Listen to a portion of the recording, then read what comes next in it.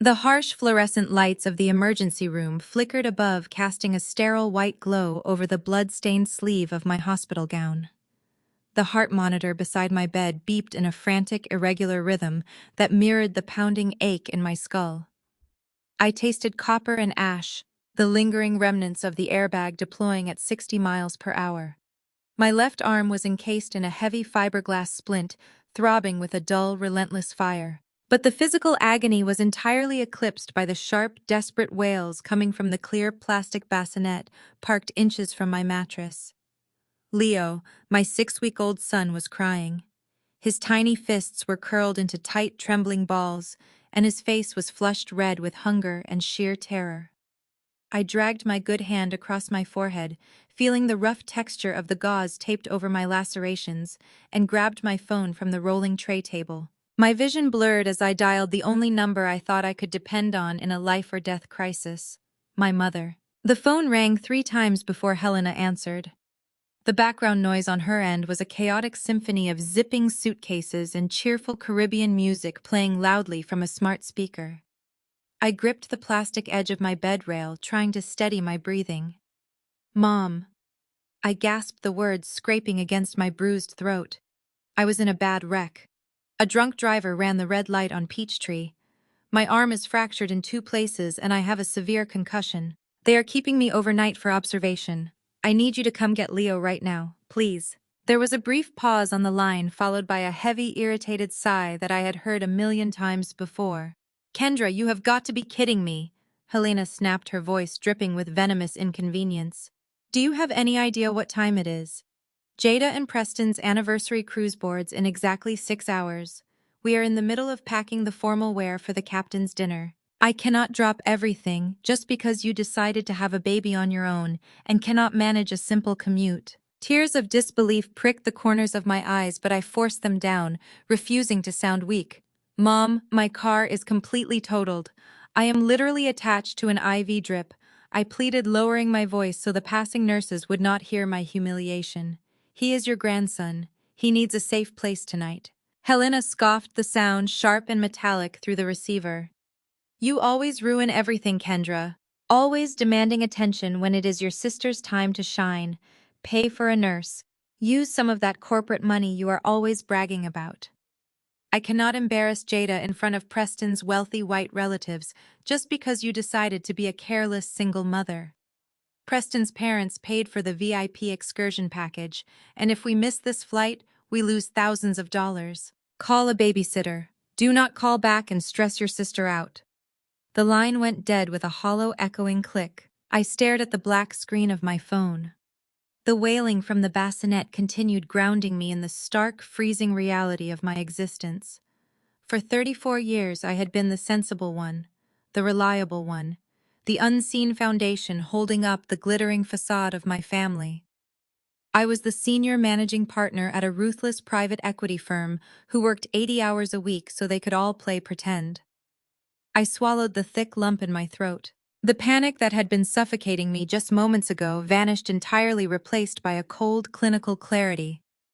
The umbilical cord of familial obligation snapped right there in the trauma ward. I did not shed a single tear. I opened my web browser and navigated to the elite concierge service my firm used for executive emergencies. With my thumb, I typed in my credit card information and secured a premium board-certified pediatric night nurse and a full-time nanny service to arrive at the hospital within the hour. The cost was exorbitant, and I paid it without a second thought. Then I opened my private banking application. My eyes scanned the transaction history, landing on the recurring automated transfer scheduled for the first of every month. $4,500. I had set it up 9 years ago when I got my first major corporate promotion. My parents had convinced me they were drowning in medical debt and desperately needed a retirement safety net. Month after month, year after year, I had quietly funded their survival. $4,500 multiplied by 12 months, multiplied by 9 years. $486,000 in total cash handed over blindly, out of a naive sense of duty, to people who would not even skip a vacation cocktail to pick up my newborn son from a trauma center. I selected the recurring transfer profile. The screen prompted me to confirm the cancellation. I pressed delete. The confirmation checkmark appeared in bright green, signaling the absolute end of an era. The financial lifeline was severed. No more retirement fund, no more free ride. Just as I locked my phone, the heavy wooden door of my hospital room swung open, hitting the rubber stopper with a dull thud. I expected a doctor, or perhaps the night nurse I had just hired. Instead, a tall, imposing figure stepped into the dim light. Grandpa Elijah. He wore a sharp-tailored tweed suit, leaning heavily on his silver-handled cane, though his posture remained as rigid and commanding as a military general. He walked past the heart monitors, his dark eyes scanning my bandages and then lingering on the sleeping baby in the bassinet. I did not offer meaningless words of comfort or false sympathy. He simply reached inside his heavy wool coat pocket and pulled out a thick manila dossier stamped with red bold letters across the front. He tossed it directly onto my lap. It landed with a heavy smack against my fractured arm, but I did not flinch. "I know you just cut their allowance," Elijah said, his voice a low, gravelly rumble that commanded absolute authority in the quiet room. "I have eyes on every account that bears this family's name. It was about time you woke up, but you have no idea what those leeches were actually using your money for. Open it." My good hand trembled slightly as I reached for the heavy manila folder resting against my cast. I flipped open the thick cardstock cover, revealing a towering stack of bank statements, wire transfer receipts, and legal contracts. The harsh hospital lighting illuminated the black ink, making the numbers jump off the page like physical blows. Grandpa Elijah stood by the window, his large hands resting on the silver head of his cane. He watched me process the information with a grim, unflinching expression. "You thought you were buying them peace of mind," he said, his tone devoid of any pity. "You thought you were funding a quiet retirement for your mother and father. Look closely at the routing numbers, Kendra. Look at where your blood and sweat actually went." I traced my index finger down the first column of highlighted bank statements. The $4,500 I wired every month did not go into a high-yield savings account. It did not go toward medical bills or a sensible mortgage. The moment my money hit my parents' account, it was immediately divided into two separate outbound wire transfers. The first transfer, exactly $2,000, went straight to the primary mortgage servicer for a sprawling, six-bedroom estate in the wealthiest white suburb of Atlanta, Jada and Preston's house. I was literally keeping a roof over my sister's head while she mocked my single status and bragged about her husband's immense success on social media. The remaining $2,500 was wired into a corporate operating account belonging to a commercial real estate brokerage, Preston's firm. My breath hitched in my throat as I turned the page. My parents were not just subsidizing their golden child.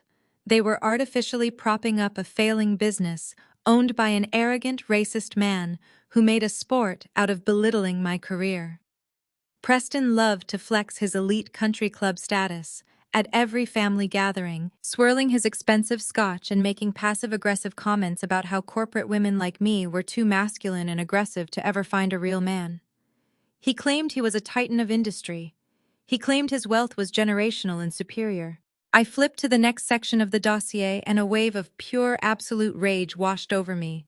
It was a scanned copy of a commercial financial guarantor document. The signature at the bottom belonged to me, dated almost a decade ago, when I was 25 and fresh out of business school. My mother had brought me a stack of papers while I was studying for my licensing exams, claiming they were routine beneficiary forms for her life insurance policy. I had signed them blindly, trusting the woman who gave birth to me. But this was not a life insurance form. It was a binding legal agreement, pledging my future corporate earnings as collateral for Preston's initial commercial business loan. They had tricked me into underwriting his entire fake empire. "Preston has been drowning in debt for 6 years," Elijah explained quietly, his voice cutting through the thick silence of the hospital room. "He leverages properties he does not own to buy assets he cannot afford. The only reason the banks have not called in his massive commercial loans is because your parents keep feeding his accounts with your cash to show minimum liquidity. That white broker has been living his elite superior country club lifestyle entirely on a black woman's dime, your dime, Kendra." The physical pain in my fractured arm faded into absolute nothingness. The concussion was forgotten. My mind trained to dissect complex corporate acquisitions and ruthlessly liquidate toxic assets shifted into high gear. The betrayal was so deep and so profound that it bypassed sadness entirely and calcified into cold, calculating fury. My family had viewed me as nothing more than an unfeeling ATM, a workhorse designed to carry the financial burden of my sister's vanity and my brother-in-law's fragile ego. I closed the dossier and placed it gently on the rolling tray table. I picked up my phone. I ignored the lingering text messages from my mother and dialed a private internal number. It was the direct line to the aggressive acquisitions department at my private equity firm. The phone rang twice before my lead portfolio manager answered. "David," I said, my voice steady and commanding, projecting the absolute authority of a senior managing partner. "I need you to pull up the corporate debt profile for a commercial real estate brokerage based in Atlanta. The firm is registered under the name Preston Sterling." I can hear the clicking of a mechanical keyboard on the other end of the line. "I see it," Kendra David replied. "Their credit rating is absolute garbage. The firm is highly overleveraged. They have multiple distressed commercial loans sitting in mezzanine debt status, with a secondary banking group. It looks like they are teetering on the edge of insolvency. Why are we looking at this small fry? Because we are going to eat him alive," I stated flatly. "I want you to authorize our vulture fund to aggressively purchase every single piece of Preston Sterling's distressed commercial debt. Buy it all on the secondary market at a premium discount. I do not care what the immediate markup is.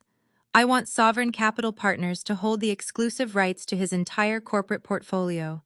I want us to be his sole and absolute creditor by sunrise. Execute the buy orders immediately and lock the debt under my direct management profile." "Understood," David said, asking no further questions. "We will secure the debt packages within the hour. Consider him owned." I hung up the phone and looked at my grandfather. Elijah offered a slow, knowing smile. The ultimate predator had just entered the game. I leaned my head back against the thin hospital pillow, feeling a dark sense of satisfaction settle into my bones. Less than 20 minutes later, the glaring screen of my phone illuminated the dark room. It vibrated violently against the plastic table. The caller identification displayed Preston's name. I swiped the screen to answer, putting the call on speakerphone so Elijah could hear. Before I could even say a word, Preston's frantic, screaming voice echoed through the sterile emergency room. "What the hell did you do to your parents' bank accounts?" Preston shouted, the background noise of the cruise terminal bustling behind him. "I am standing at the luxury terminal right now, and Jada's platinum card just declined at the VIP check-in.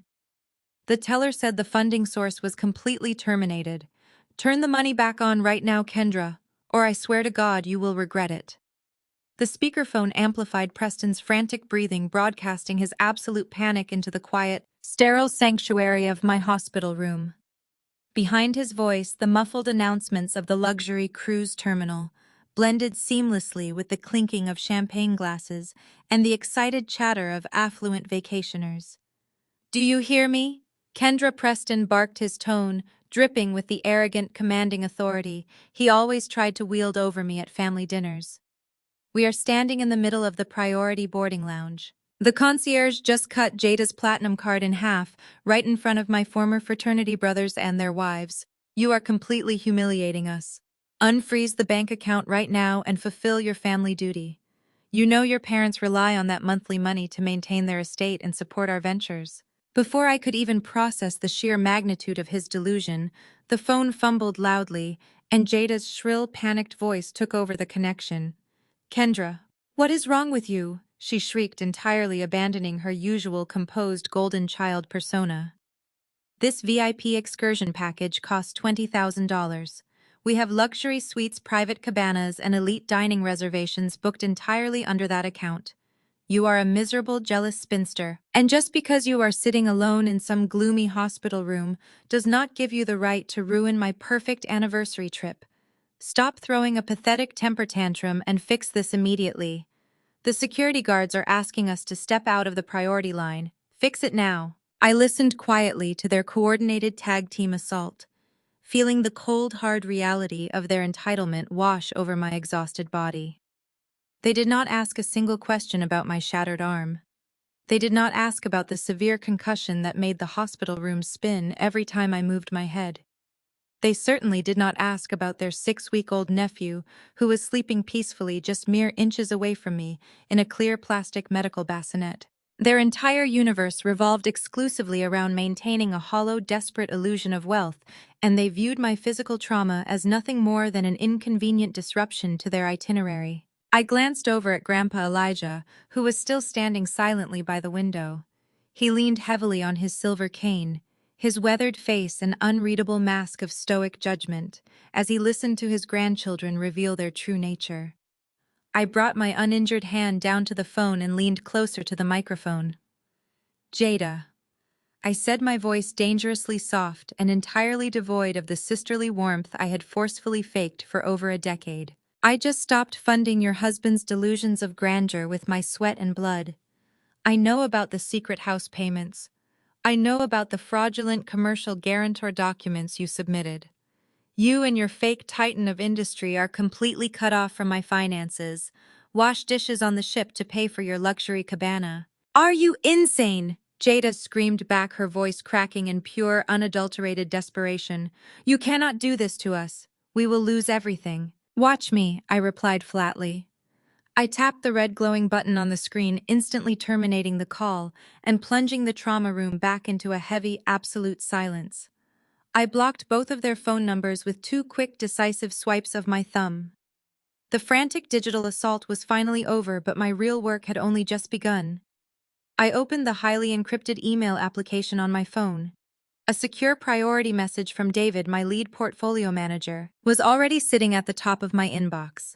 The subject line read simply, "Acquisition complete." I opened the attached digital ledger. Sovereign Capital Partners had successfully purchased the entirety of Preston Sterling's distressed commercial debt. Every defaulted operational loan, every over-leveraged retail property, and every high-interest mezzanine credit line was now legally consolidated under my corporate umbrella. I logged into my secure executive portal and initiated the final internal transfer protocol. I routed the entire massive debt portfolio directly into my personal management queue. The legal weight of that single digital command was staggering. I was no longer just the boring sister-in-law he despised and belittled at Thanksgiving dinners. I was legally his absolute biggest creditor. I owned his failing firm, I owned his massive financial liabilities, and I held the absolute unchecked power to liquidate his entire professional existence with the simple stroke of a pen. The profound satisfaction was a physical sensation, a rush of pure corporate adrenaline that temporarily masked the throbbing, agonizing pain of my fractured bones. I had spent my entire adult life being dismissed by my family as the single workaholic who lacked the charm and beauty to land a wealthy husband. They had mercilessly mocked my career dedication while secretly draining my hard-earned bank accounts to artificially fund their masquerade. Now the velvet mask was violently ripped away. Preston was nothing but a fragile house of cards, and I was the Category 5 hurricane standing permanently at his front door. I set the phone down on the tray table and let out a long, shuddering breath.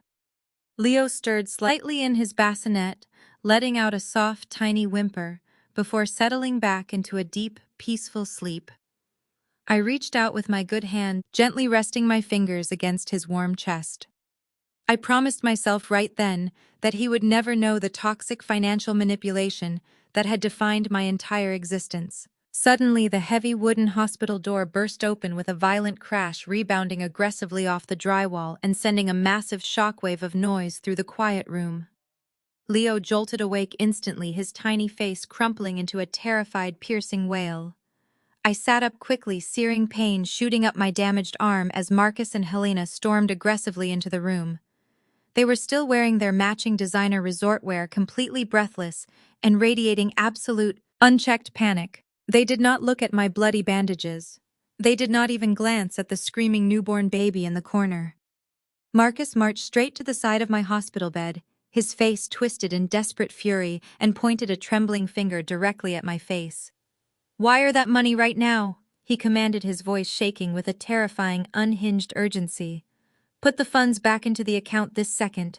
Preston is threatening to divorce your sister." The piercing wails of my newborn son filled the hospital room, a desperate plea for comfort that my parents entirely ignored. Marcus stood over my bed, his chest heaving under a floral silk resort shirt that now looked utterly ridiculous against the grim, sterile backdrop of the trauma ward. He reached into his leather travel satchel and aggressively slammed a thick stack of legal documents onto my plastic tray table. The heavy thud made the plastic water pitcher rattle aggressively against the metal railing. I looked down at the bold black letters printed boldly across the top page. General power of attorney and medical conservatorship. The absolute audacity of the paperwork took my breath away for a fraction of a second. "Sign it right now," Marcus demanded, pulling a silver pen from his pocket and thrusting it toward my uninjured hand. "You are clearly not thinking straight," he insisted, lowering his voice into a fake, patronizing tone that enraged me further. "The emergency room doctor just told us you suffered a severe grade 2 concussion during the crash. You are legally mentally unfit to manage your own complex finances right now. We are taking temporary protective control of your assets until you recover from this sudden psychotic break. You are destroying your sister's beautiful marriage and humiliating this family on a public stage." Helena stepped forward, her eyes darting nervously around the room, still completely ignoring her crying grandson. "Be reasonable, Kendra," she hissed, grabbing the edge of the bed rail. "You are acting entirely out of spite because you are exhausted and alone. We are trying to protect the family legacy. If you do not sign this document and restore the monthly transfers immediately, your father and I will have no choice but to legally disinherit you. You will be permanently stripped of your inheritance and completely cut out of the deed to the ancestral family estate. You will get absolutely nothing from us when we pass away." I stared at the two people who had brought me into this world, feeling an icy, unbreakable calm settle over my mind. I did not cry. I did not yell. Instead, a low, dark chuckle escaped my lips, growing steadily into a cold, genuine laugh that echoed harshly against the pristine tile walls. I reached past the pen my father was aggressively holding out to me. I picked up the thick, red-stamped financial dossier Grandpa Elijah had silently given me just an hour prior. I flipped to the consolidated receipt ledger, detailing the exact timeline and destination of the $486,000 I had blindly sent them over the last 9 years. With a swift, practiced motion of my good hand, I threw the heavy stack of banking records directly into my father's chest. The papers exploded outward, fluttering to the hospital floor in a chaotic shower of undeniable truth. "I am not suffering from a concussion-induced psychotic break," I stated, my voice dropping to a lethal corporate whisper. "I am suffering from clarity. I see every single fraudulent wire transfer. I see the exact routing numbers you used to funnel my fake retirement money into Preston's completely insolvent commercial real estate firm. I know you took my cash to pay Jada's mortgage because her elite superior white husband is secretly drowning in toxic corporate debt." Marcus stepped back, his face draining of all color as he looked down at the highlighted banking statements scattered across the linoleum floor. Helena gasped, covering her mouth with her manicured hand. "Do not ever threaten me with disinheritance again." I continued, my voice rising with absolute authority. "You have zero legacy to protect. You are completely broke. You have been living paycheck to paycheck on the charity of the single boring workaholic daughter you continuously despise." I picked up the power of attorney document from my tray table. I gripped it tightly with my right hand, pinned the bottom against my heavy fiberglass splint, and violently ripped the entire legal packet completely in half. I tossed the shredded remains onto the floor alongside their exposed lies. "Get out of my room," I commanded, my eyes locking onto my mother's terrified expression. I reached up and firmly pressed the glowing red nurse call button secured to my bed rail. A voice crackled instantly through the intercom speaker on the wall. "We need hospital security in room 412 immediately," I announced clearly. "I have 2 aggressive trespassers causing a violent disturbance and severely distressing a newborn pediatric patient." Helena tried to speak, but the words died in her throat. Within 30 seconds, 2 burly hospital security guards pushed past the heavy wooden door, their hands resting firmly on their utility belts. Please step away from the patient and exit the building immediately. The lead guard instructed, moving swiftly to physically block Marcus from stepping any closer to my bed. If you do not comply now, we will involve the local police department. Marcus glared at me, his eyes burning with a desperate, defeated rage. You are making a massive mistake, Kendra, he spat, as the security guards began escorting them forcefully toward the hallway. You will never set foot on the ancestral estate again. You are dead to this family, and you will deeply regret this ultimate betrayal. As my parents were pushed out into the bright corridor, a tall figure stepped out from the deep shadows near the private bathroom door. Grandpa Elijah emerged, followed closely by a sharp-suited corporate trust lawyer holding a leather briefcase. Elijah leaned on his silver cane, staring coldly at his son through the open doorway. You cannot disinherit her from the ancestral home, Marcus Elijah stated smoothly, his deep voice carrying effortlessly down the quiet hospital hall. Because that historic estate does not belong to you, and it truthfully never will. It solely belongs to me. And I just signed the property deed completely over to my great-grandson, baby Leo.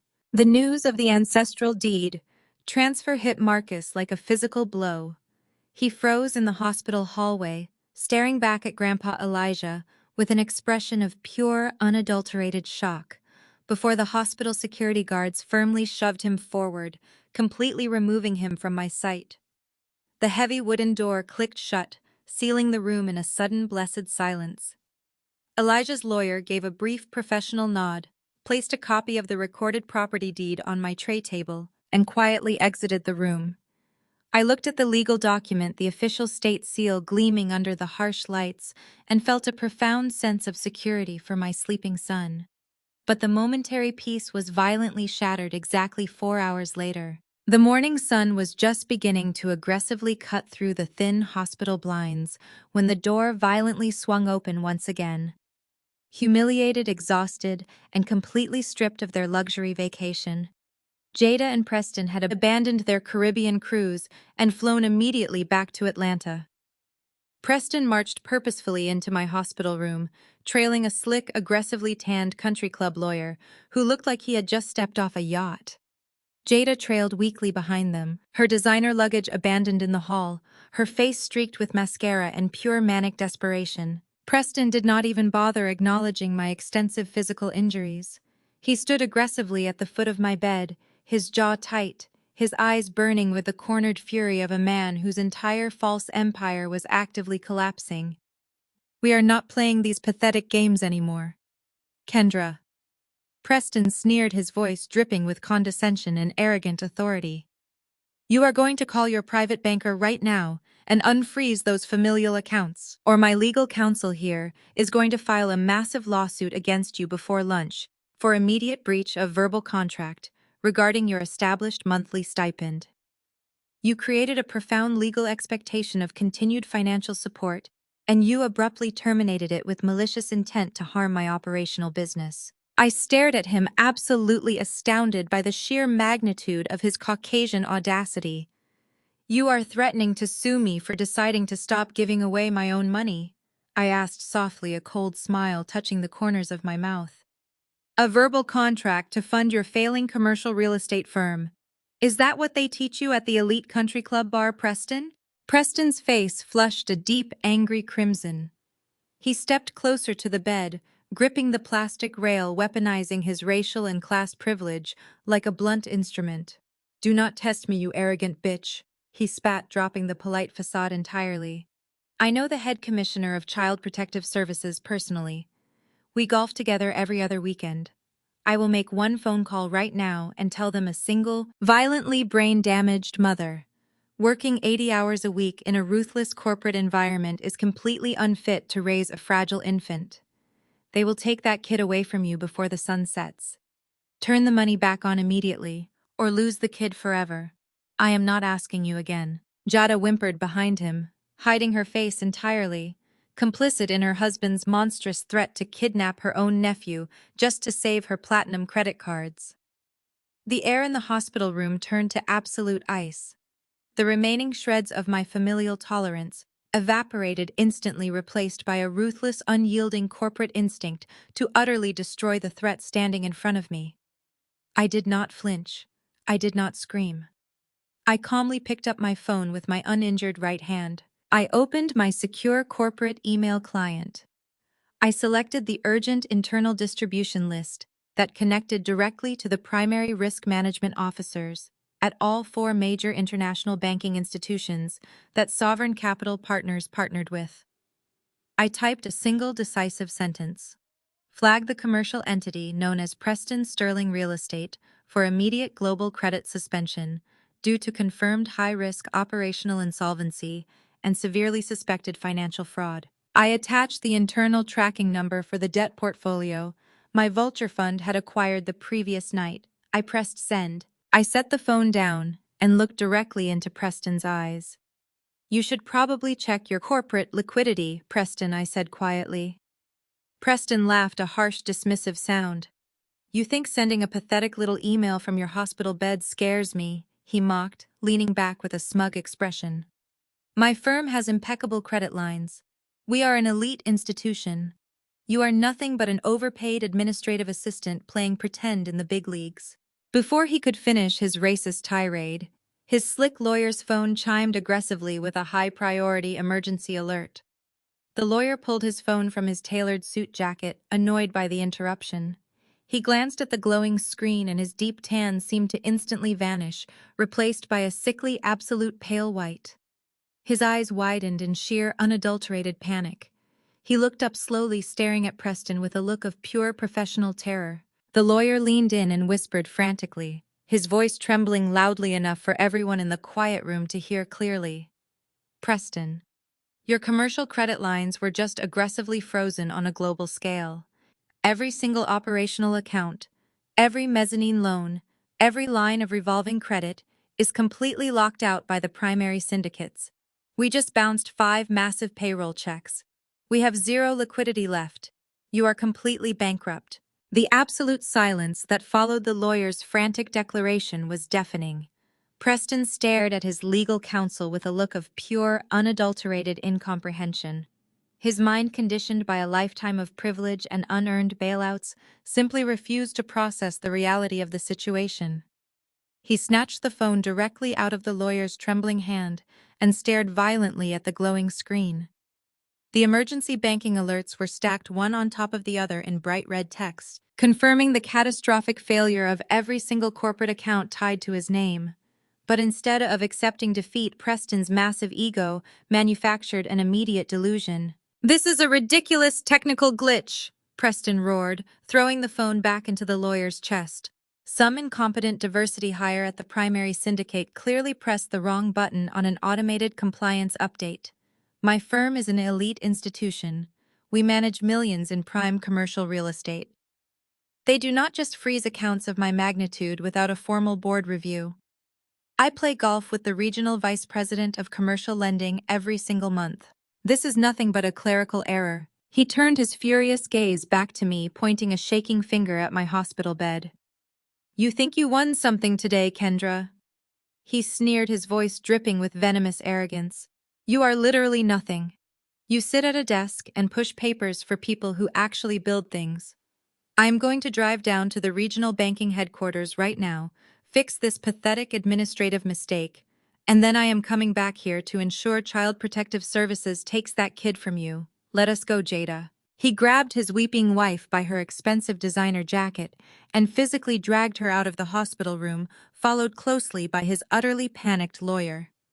The heavy wooden door slammed shut behind them, rattling the medical charts hanging on the wall. I did not waste a single second. The moment they were gone, I threw off the thin hospital blanket. I carefully disconnected my own IV line, wincing slightly as the needle slid out of my bruised vein. I looked over at the premium overnight nanny I had hired, who was quietly rocking baby Leo in the corner of the room. "Keep him entirely safe, and do not let anyone without a medical badge inside this room," I instructed firmly. "I have to go to work." Meanwhile, Preston drove his leased Porsche down the Atlanta highway like a completely unhinged maniac. He aggressively weaved through morning traffic, laying heavily on the horn and screaming profanities at anyone who dared to drive the speed limit in his presence. He was sweating profusely, his perfectly tailored suit now clinging awkwardly to his back. He pulled into the private executive parking garage of the downtown banking headquarters, leaving his luxury vehicle parked diagonally across two reserved spaces. He marched through the towering glass doors of the lobby, ignoring the front desk receptionists entirely, and stormed directly toward the restricted commercial lending suites on the top floor. Preston kicked open the frosted glass door of the senior bank manager's office without bothering to knock.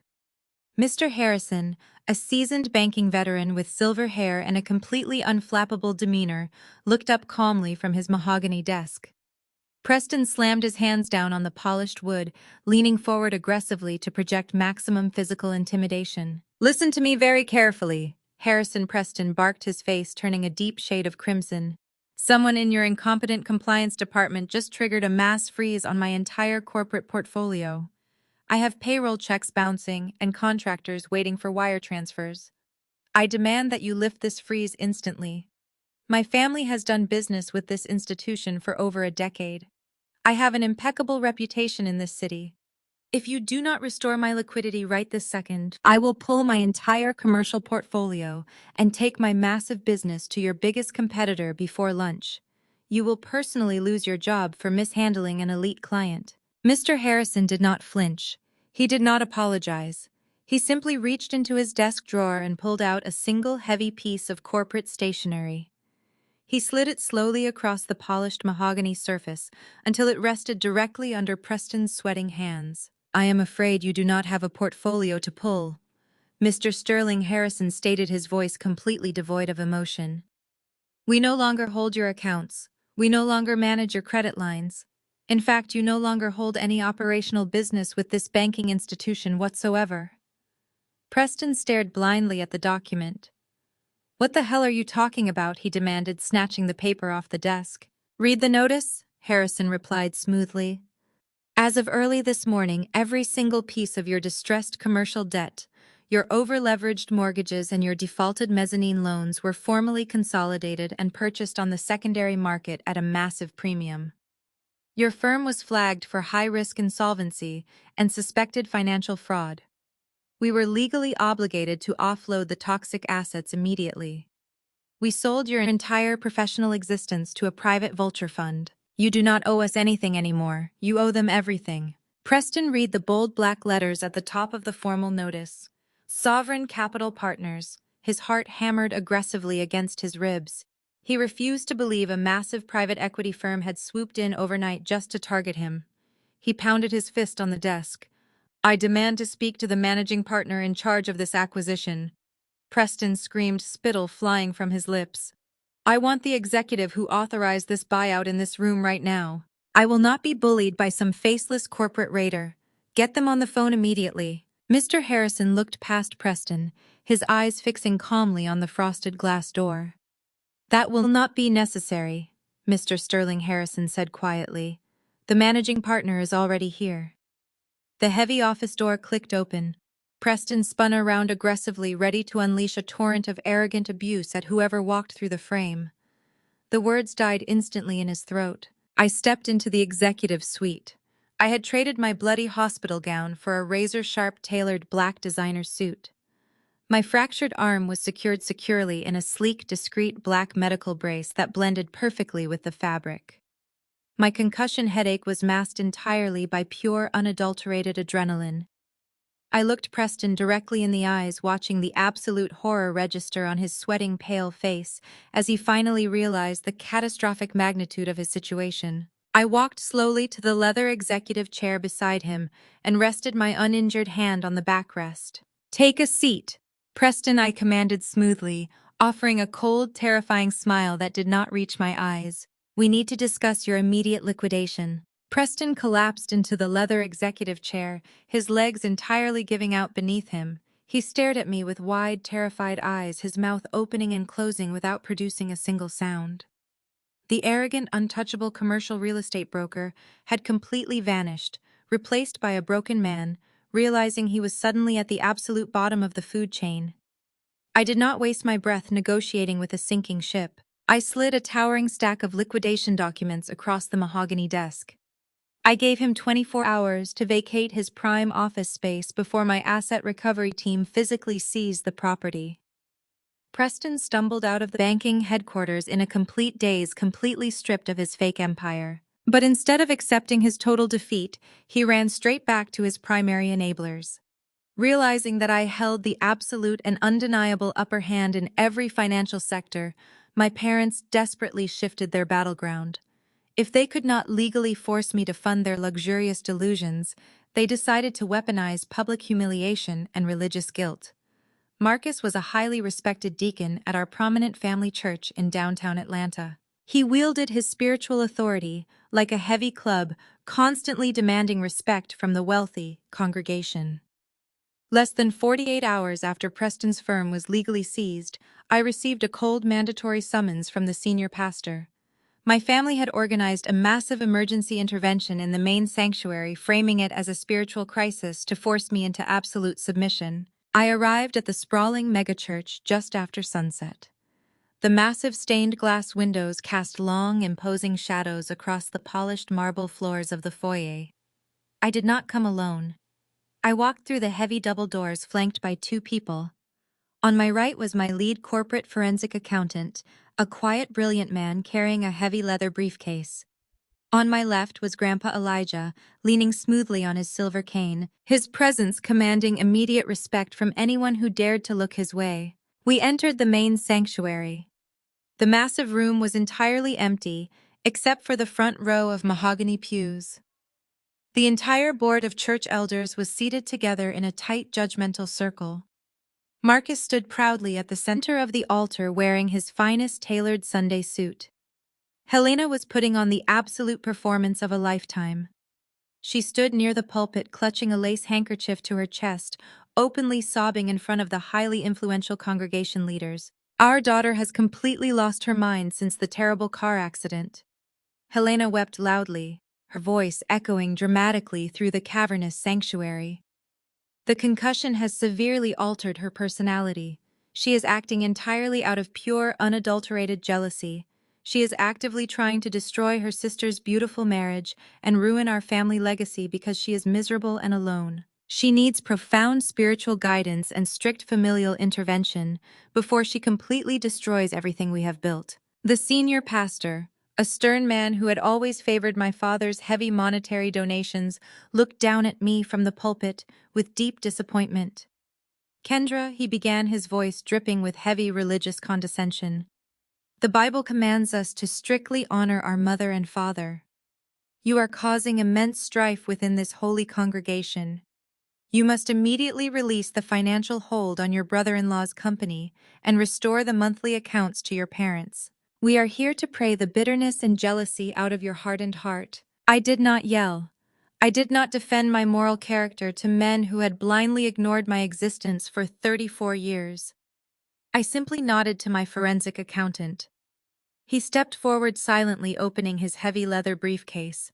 He produced 8 thick, perfectly bound manila folders and handed them directly to me.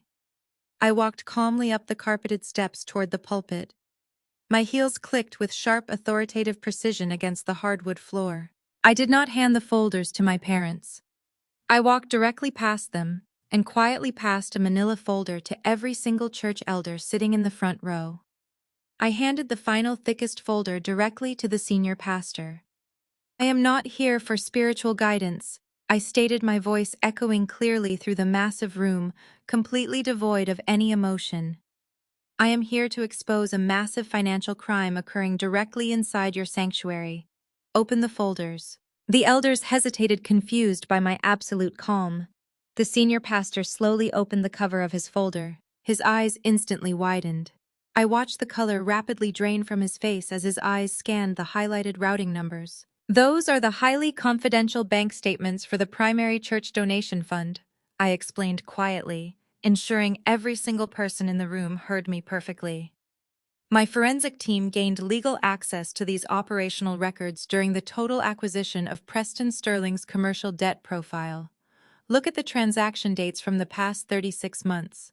My father, your highly respected senior deacon, has been secretly skimming thousands of dollars directly from the holy offering plates and the community charity drives. He did not use the congregation's money to feed the poor. He used the stolen church donation funds to systematically cover Jada's luxury car payments and artificially inflate his own personal bank accounts. A loud collective gasp echoed through the front row of pews. The elders rapidly flipped through their folders, staring in absolute horror at the undeniable proof of massive financial embezzlement. Marcus froze entirely at the altar. His jaw dropped and he looked frantically at the senior pastor, trying desperately to formulate a lie. But the forensic paper trail was completely bulletproof. The respected deacon was instantly exposed as a common thief. Preston, who had been sitting quietly in the second row to keep up his elite appearances and secure his bailout, suddenly realized that the church money was permanently gone too. His final lifeline was entirely severed. He lost his temper completely. His face twisted into a mask of pure, unhinged rage. "You malicious bitch," Preston roared, his voice echoing violently through the holy sanctuary. He lunged aggressively out of the pew, completely bypassing the elders, and charged directly up the altar steps toward me, with his fists raised. He intended to physically strike me right there in the church. I did not even blink. Grandpa Elijah simply snapped his fingers once. Before Preston could even cross the altar floor, two massive private security guards stepped smoothly out from the dark shadows behind the baptismal pool. They moved with terrifying practiced speed. They tackled Preston violently to the hard wooden floor of the church, pinning his arms aggressively behind his back before he could ever lay a single finger on me. The heavy thud of Preston, hitting the solid wooden floorboards, echoed violently through the cavernous sanctuary. The two massive private security guards held him firmly in place, their knees pressed securely against his tailored suit jacket. Preston thrashed wildly, spewing a venomous string of obscenities that completely shattered any remaining illusion of his refined country club persona.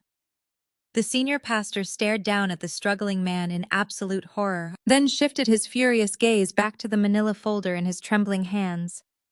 The undeniable proof of Marcus embezzling church donation funds was a catastrophic revelation. The sacred trust of the entire congregation had been ruthlessly violated to fund luxury car payments and maintain a fabricated social status. The pastor looked directly at Marcus, his voice shaking with righteous fury. "You are completely stripped of your deacon title, effectively immediately," Marcus the pastor declared, stepping away from the altar, as if my father carried a highly contagious disease. "We will be conducting a full independent audit of the community charity drives by tomorrow morning. If these highlighted routing numbers match our internal ledgers, I will personally hand this entire financial portfolio over to the district attorney. You have desecrated this holy sanctuary. I want you off this church property right now before I instruct the elders to call the police on you as well." Marcus and Helena did not attempt to defend themselves. The sheer weight of the forensic evidence completely crushed their usual manipulative tactics. They turned and fled down the center aisle, practically running past the shocked elders to escape the suffocating judgment of the room. I motioned for my security team to release Preston. They hauled him roughly to his feet and shoved him aggressively toward the main exit. Grandpa Elijah gave me a silent nod of approval before turning to walk out with his lawyer. My work inside the building was done. I walked calmly out of the heavy double doors into the cool night air. The church parking lot was dimly lit by flickering amber street lamps. Before I could even reach the driver's side door of my waiting vehicle, two figures emerged rapidly from the dark shadows between the parked cars. Marcus and Helena ambushed me, entirely abandoning their polished image-obsessed pride. They threw themselves onto the cold asphalt directly in front of my shoes. My father, the once proud and arrogant patriarch, who loved to boast about his impeccable standing in the community, was literally on his knees on the dirty pavement. Helena clutched aggressively at the hem of my designer suit skirt, sobbing hysterically with genuine unadulterated terror. "Kendra, please!" Helena begged, her voice completely hoarse from screaming. "You cannot let the pastor send those forensic files to the district attorney. We will go to federal prison. We will lose everything. The community will completely destroy us. We are your flesh and blood." You have to tell them you made a mistake. You have to withdraw the evidence. Please, we are begging you for family loyalty. You cannot do this to your own parents. I looked down at the two pathetic figures groveling at my feet. The absolute hypocrisy of their plea physically sickened me. I smoothly pulled the edge of my skirt out of my mother's frantic grasp and took a deliberate step back. Where was this profound sense of family loyalty when I was bleeding in the emergency room just 2 days ago? I asked, my voice cutting through the quiet parking lot like a sharpened blade. Where was your unwavering family devotion when my car was completely totaled and I called you begging for help? Your 6-week-old grandson was crying in a plastic bassinet next to my shattered arm, and you blatantly told me to hire a babysitter because you were too busy packing formal wear for a luxury cruise. You prioritized a free vacation over your daughter's physical survival. You do not get to weaponize family loyalty when you have never practiced it a single day in your miserable lives. Marcus looked up, his eyes wide with absolute desperation. We were wrong, Kendra, he stammered quickly, sweat pouring down his forehead. We were so wrong. We will do anything you want. Just please do not let them send me to jail. I cannot survive in prison. I will do absolutely anything you ask. I reached into the leather briefcase my forensic accountant had handed me before leaving the sanctuary. I pulled out a thick, legally binding document printed on heavy cardstock. I held it out under the amber street lamp. I am offering you a single non-negotiable ultimatum, I stated coldly. I hold the absolute legal right to press federal criminal charges against you for the $486,000 you fraudulently stole from my accounts over the last 9 years. I can easily lock you both in a federal penitentiary for massive wire fraud before the church even files their own embezzlement case. They stared at the document, trembling violently in the cool night air. But I will spare you the criminal charges for my stolen money, and I will force the acquisitions department to bury the church embezzlement evidence under one absolute condition. I continued, my tone entirely ruthless. You will sign this legally binding cease and desist order right here on the pavement. You will completely sever every single financial and personal tie with Preston Sterling. You will never fund his lifestyle again. You will never speak his name again. You cut the golden child's husband loose completely and permanently, or you both go to federal prison tomorrow morning. Choose right now. Before Marcus could even reach for the pen I was holding, a shrill, completely unhinged scream shattered the quiet atmosphere of the parking lot. Jada burst out of the church foyer, having witnessed the entire humiliating scene from the glass doors. She ran frantically toward us, her expensive heels clicking wildly against the asphalt. "Do not do it, Mom!" Jada shrieked, throwing herself violently between me and our kneeling parents. "Do not sign anything she gives you. You cannot cut Preston off right now. You just have to hold on a little longer. Preston is about to close a massive multi-million-dollar commercial real estate deal next week. It will completely save the firm and pay everyone back. You cannot abandon my husband when he is on the verge of a historic corporate comeback." I stared at my sister's tear-streaked face, absolutely astounded by her unbreakable delusion. I let out a slow, dark smirk that caused the remaining color to drain completely from Jada's face. "What multi-million-dollar deal, Jada?" I asked smoothly. "You cannot legally close a commercial real estate transaction without an active corporate license. And I permanently canceled his state brokerage license yesterday afternoon." Jada stood completely paralyzed on the cold asphalt of the church parking lot. Her eyes darted wildly between my calm, unyielding expression and the terrified faces of our parents still kneeling on the ground.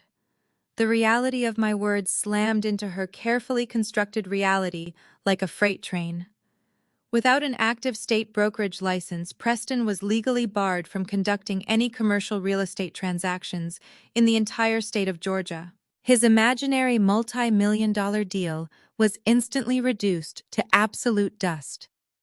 The firm was officially dead, and all his corporate assets were completely frozen under the aggressive management of Sovereign Capital Partners. Jada let out a breathless, desperate sound.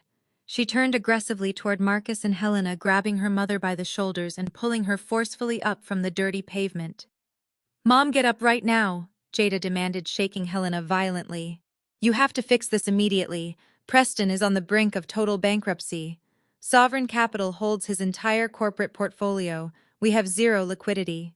You and Dad need to call your private real estate agent first thing tomorrow morning and list your house on the primary market. You have to sell your estate and wire the absolute maximum equity directly to Preston's personal accounts to bail out his firm. We need a massive cash injection tonight to stop the foreclosure. Marcus remained on his knees, his head hanging low in absolute shame. The amber street lamp illuminated the heavy sweat completely soaking the collar of his tailored Sunday suit. He did not look at his golden child.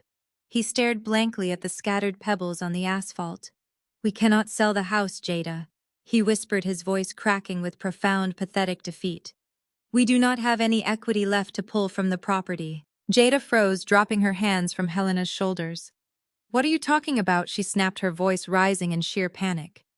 "You live in a massive 6-bedroom property in the most exclusive white suburb in the city.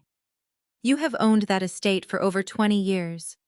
Dad, you constantly brag to the entire congregation about the massive property value. Call the bank and leverage the asset right now. My husband is losing his company." Helena began to sob again, a raw, ugly sound that echoed through the empty parking lot. "We do not own the house anymore," Helena confessed, her entire body shaking with the weight of her ultimate failure. "We secretly took out a massive second mortgage 5 years ago. We maxed out every single line of credit attached to the property just to fund your lavish lifestyle. We used the equity to pay for your exorbitant destination wedding in Italy. We used the house money to buy your luxury vehicles and fund your designer wardrobe so Preston would think you came from extreme wealth." Marcus finally looked up, tears streaming freely down his face. "We are completely broke, Jada," he admitted, his voice entirely devoid of pride. "The only reason the bank has not foreclosed on our house is because Kendra was sending us $4,500 every single month. We used her fake retirement stipend to barely cover the absolute minimum interest payments on the second mortgage. Without Kendra's monthly transfer, we are entirely insolvent. We have absolutely nothing left to sell." Jada staggered backward, as if she had been physically struck. The brilliant elite facade she had aggressively flaunted for over a decade collapsed instantly into absolute ruin.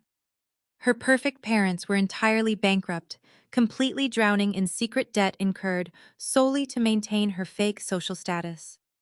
The wealthy safety net she always assumed would catch her was completely gone.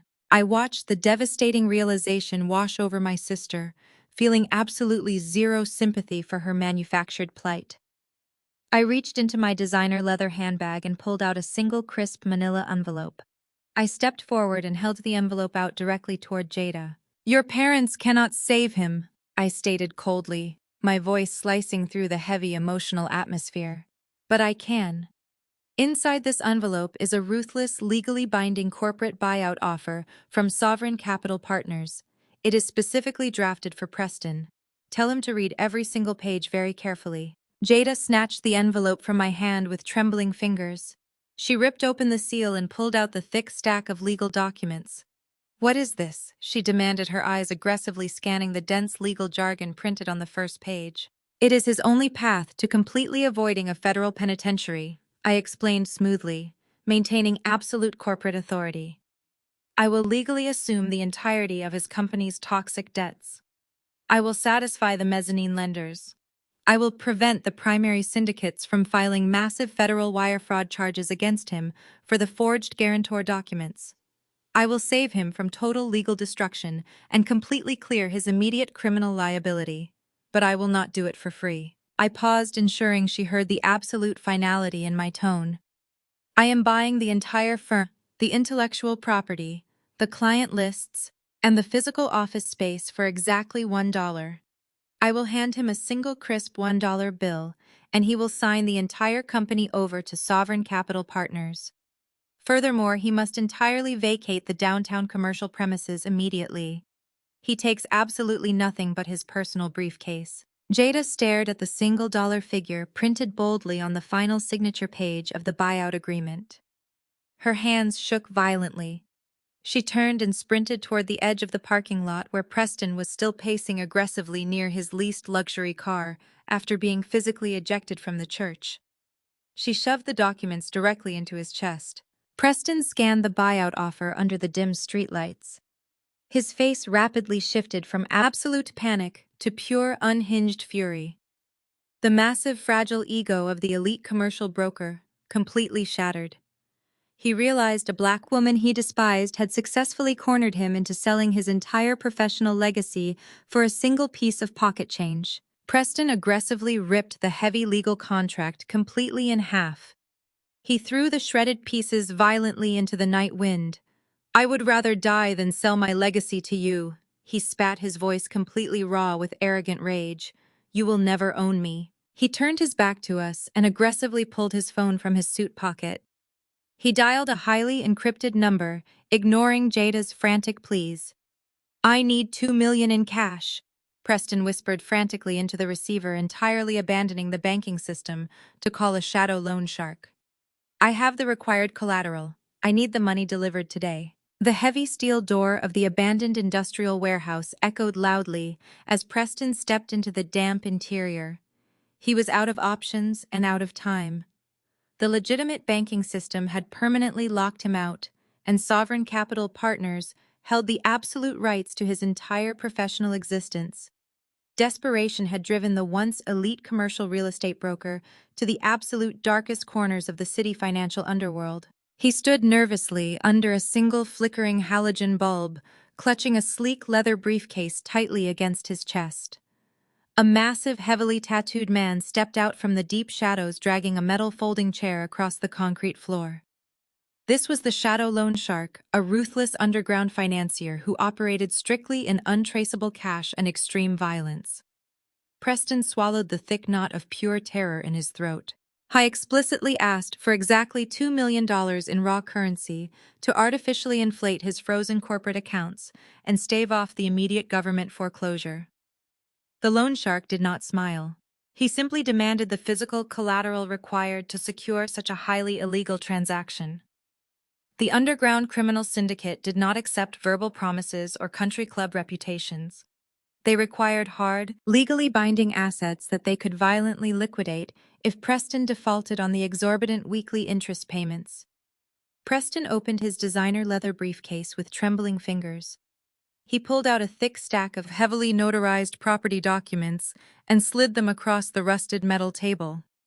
The documents were the official primary deeds and the total equity lines for the sprawling 6-bedroom suburban estate he shared with Jada.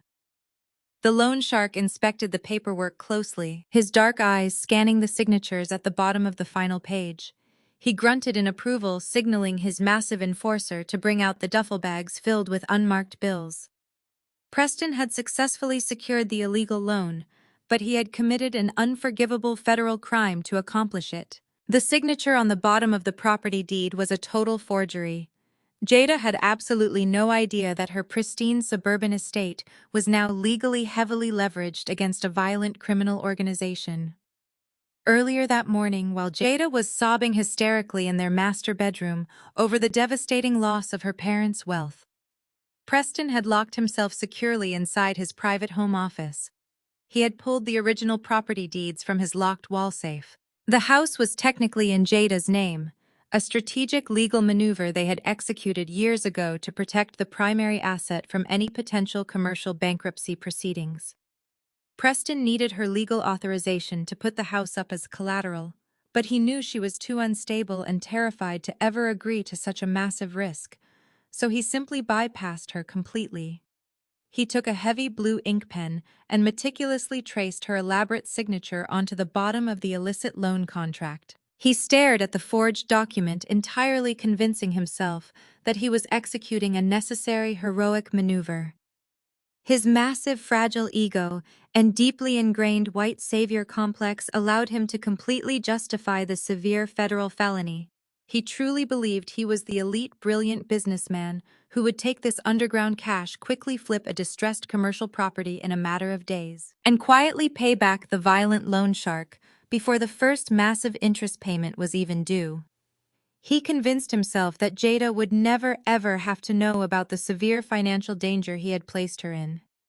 He viewed the fee not as a massive betrayal, but as a brilliant temporary fix designed to protect his beautiful, fragile wife from the harsh realities of the corporate world. He was the man of the house, the superior country club patriarch, and he believed he possessed the absolute intellectual capacity to outsmart both the criminal underworld and my ruthless private equity firm simultaneously. He packed the forged documents into his briefcase, straightened his tailored suit jacket, and walked out of the house, feeling a renewed sense of profound, arrogant invincibility. He genuinely thought he had secured their elite lifestyle and successfully outmaneuvered the angry black woman who was actively trying to destroy him. I was completely and utterly wrong.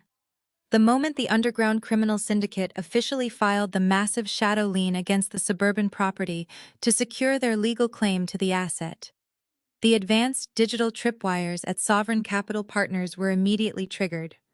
My elite team of corporate forensic analysts continuously monitored every single financial transaction and property filing associated with Preston and his immediate family. The massive property lien hit the county clerk database at precisely 3 o'clock in the afternoon. Within exactly 10 minutes, my lead forensic accountant intercepted the digital filing, flagged the highly suspicious underground financial backer, and obtained a high-resolution scanned copy of the counterfeit loan documents.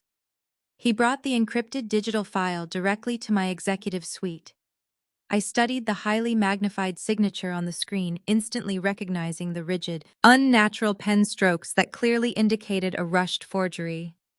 Preston had just handed me the absolute perfect weapon to completely destroy his marriage and send him to federal prison for a very long time. I picked up my phone and sent a brief, highly encrypted text message directly to my sister.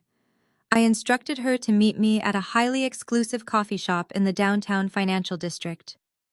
Jada arrived 30 minutes later looking completely exhausted and entirely broken. She sat down aggressively in the leather booth, demanding to know why I had summoned her. I did not offer her a polite greeting or a warm beverage. I reached into my designer blazer, pulled out a high-resolution printed copy of the forged underground loan documents, and slid them smoothly across the polished marble table directly into her trembling hands. I looked her dead in the eyes and delivered the final devastating blow.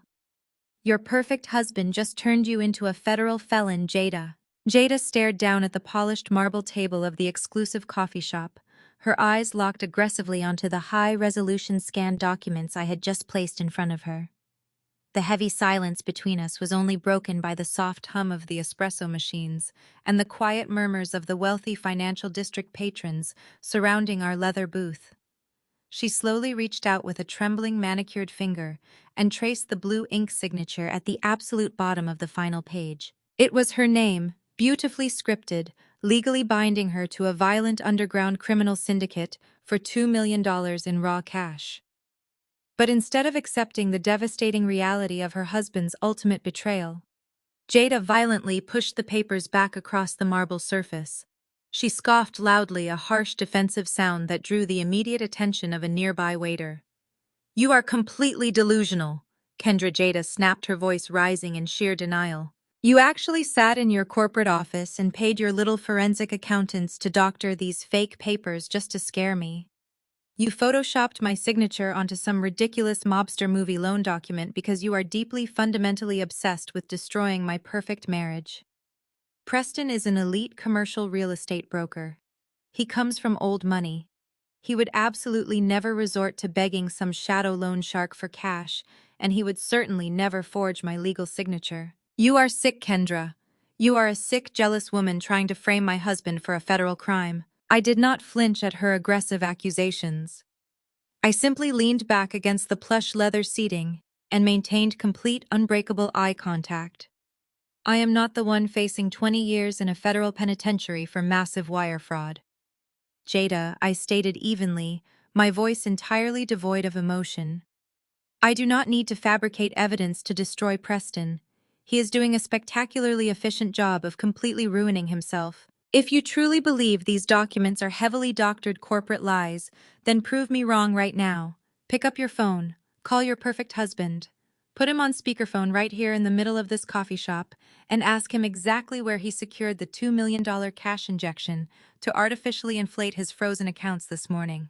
Jada glared at me with absolute, unadulterated hatred. She aggressively snatched her designer smartphone from her leather purse and unlocked the screen. I will call him right now, she hissed, her hands shaking violently with adrenaline.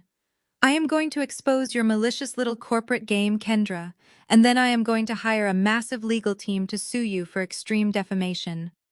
She dialed Preston's private cell phone number and slammed the device down onto the center of the marble table, immediately pressing the speakerphone button so the audio would project clearly between us. The phone rang twice before Preston answered. The background noise on his end was loud and chaotic, filled with the sounds of aggressive typing and frantic office movement as he desperately tried to move the illegal cash into his various shell accounts. Hello, Preston answered, his voice completely breathless and strung tight with massive unspoken panic. Jada, sweetheart, I am incredibly busy right now, trying to finalize this major commercial transaction. I cannot talk. Jada leaned forward, her voice dripping with artificial forced confidence. Preston, honey, I am sitting here right now with my completely unhinged sister. Jada began glaring directly at me.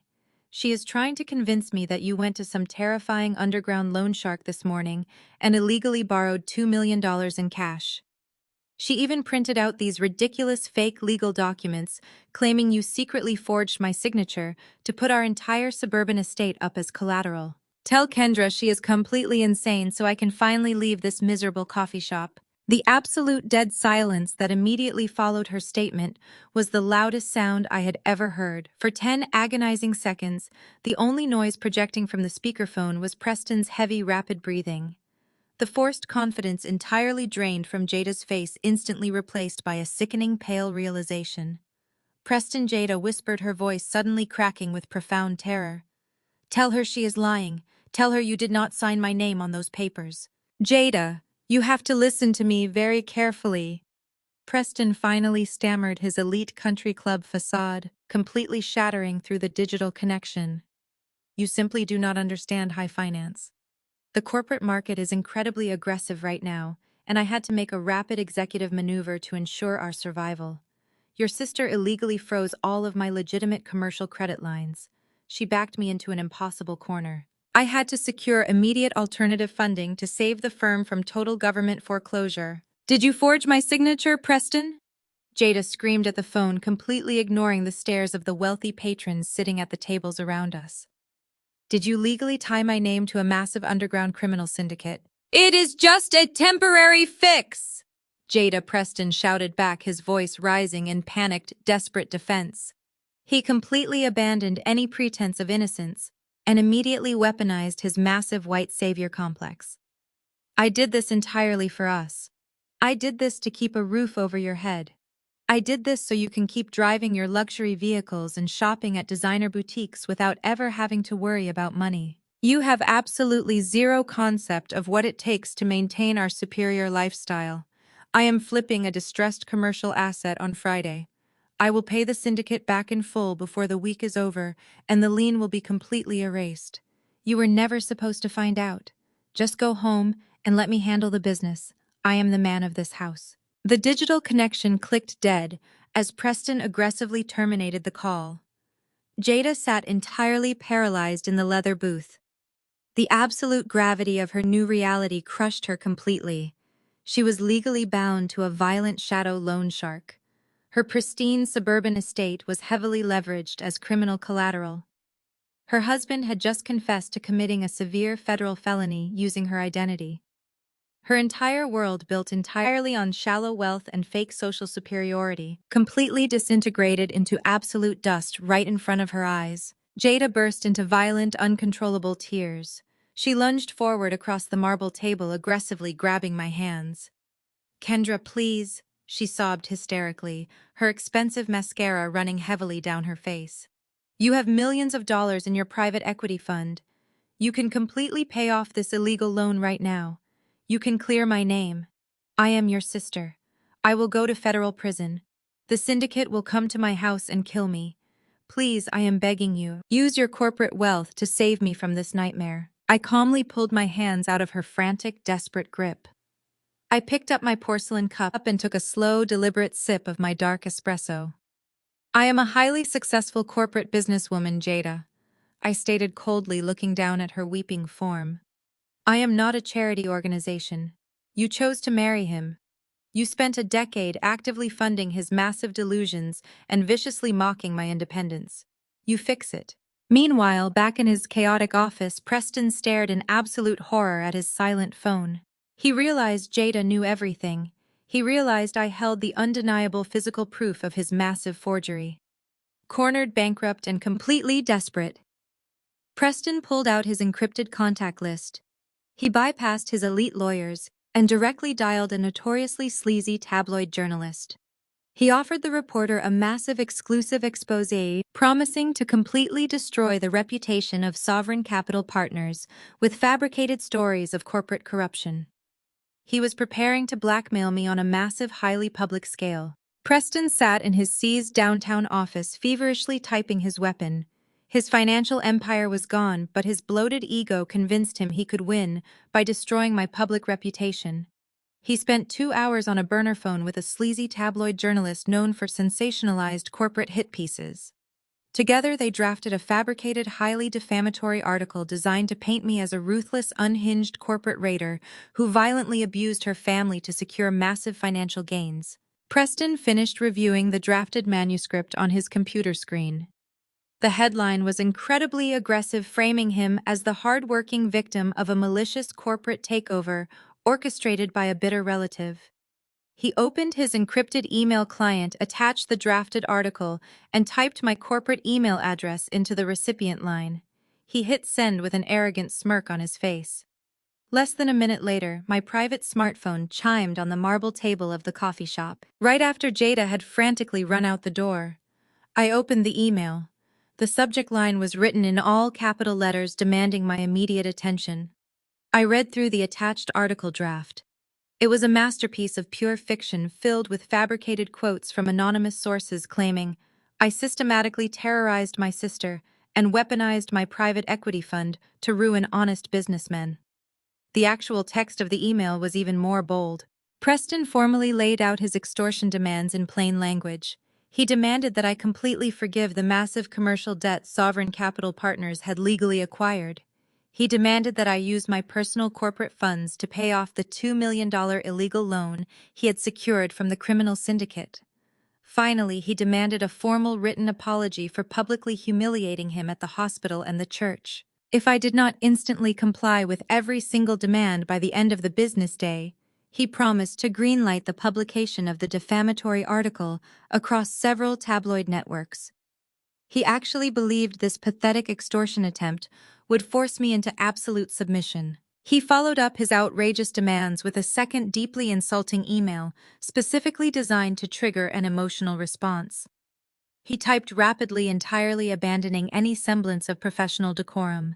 "You have absolutely no choice." Kendra Preston boasted in the second message, his racist arrogance bleeding through every single keystroke. "You think you are completely untouchable because you sit in a fancy glass office and move digital money around, but public perception is everything in your industry. The mainstream media will absolutely love a sensationalized story about an angry black woman ruthlessly destroying a respectable, hardworking white businessman and leaving his beautiful family destitute on the streets. My public relations contacts will spin this narrative so fast, your private equity fund will face a massive investor exodus before the weekend. Your wealthy corporate board will immediately fire you to save their own public image. You will lose your senior managing partner title. You will lose your six-figure salary. You will lose absolutely everything you have sacrificed your pathetic personal life to build. Pay the syndicate today, forgive my massive debt portfolio entirely, and transfer the remaining cash directly into my empire burned to the absolute ground. Do not test my resolve. I have absolutely nothing left to lose, and I will drag you straight down to the bottom with me." He leaned back in his leather desk chair, genuinely believing he had brilliantly checkmated a senior corporate executive. I did not argue, I did not reply defending my character or explaining the severe legal consequences.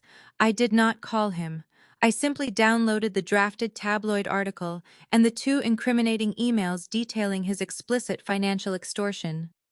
I forwarded the entire digital package directly to my high-powered legal team on the top floor of the Sovereign Capital Partners Tower. I added a single line of instruction to the email: bury him entirely. My lawyers operated with terrifying efficiency. They entirely bypassed standard legal warnings and marched directly into a closed-door session with a highly sympathetic federal judge who was intimately familiar with my massive corporate portfolio. They presented the judge with the undeniable physical proof of Preston actively attempting to extort a senior financial executive using defamatory, racially motivated libel. The legal response was absolutely instantaneous and completely devastating. Within exactly 2 hours of Preston sending his arrogant extortion threat, the federal judge aggressively granted a massive airtight defamation injunction against him and the tabloid journalist. The judge also issued an immediate legally binding emergency gag order, permanently barring Preston from speaking to any media outlet about me, my family, or my private equity firm ever again.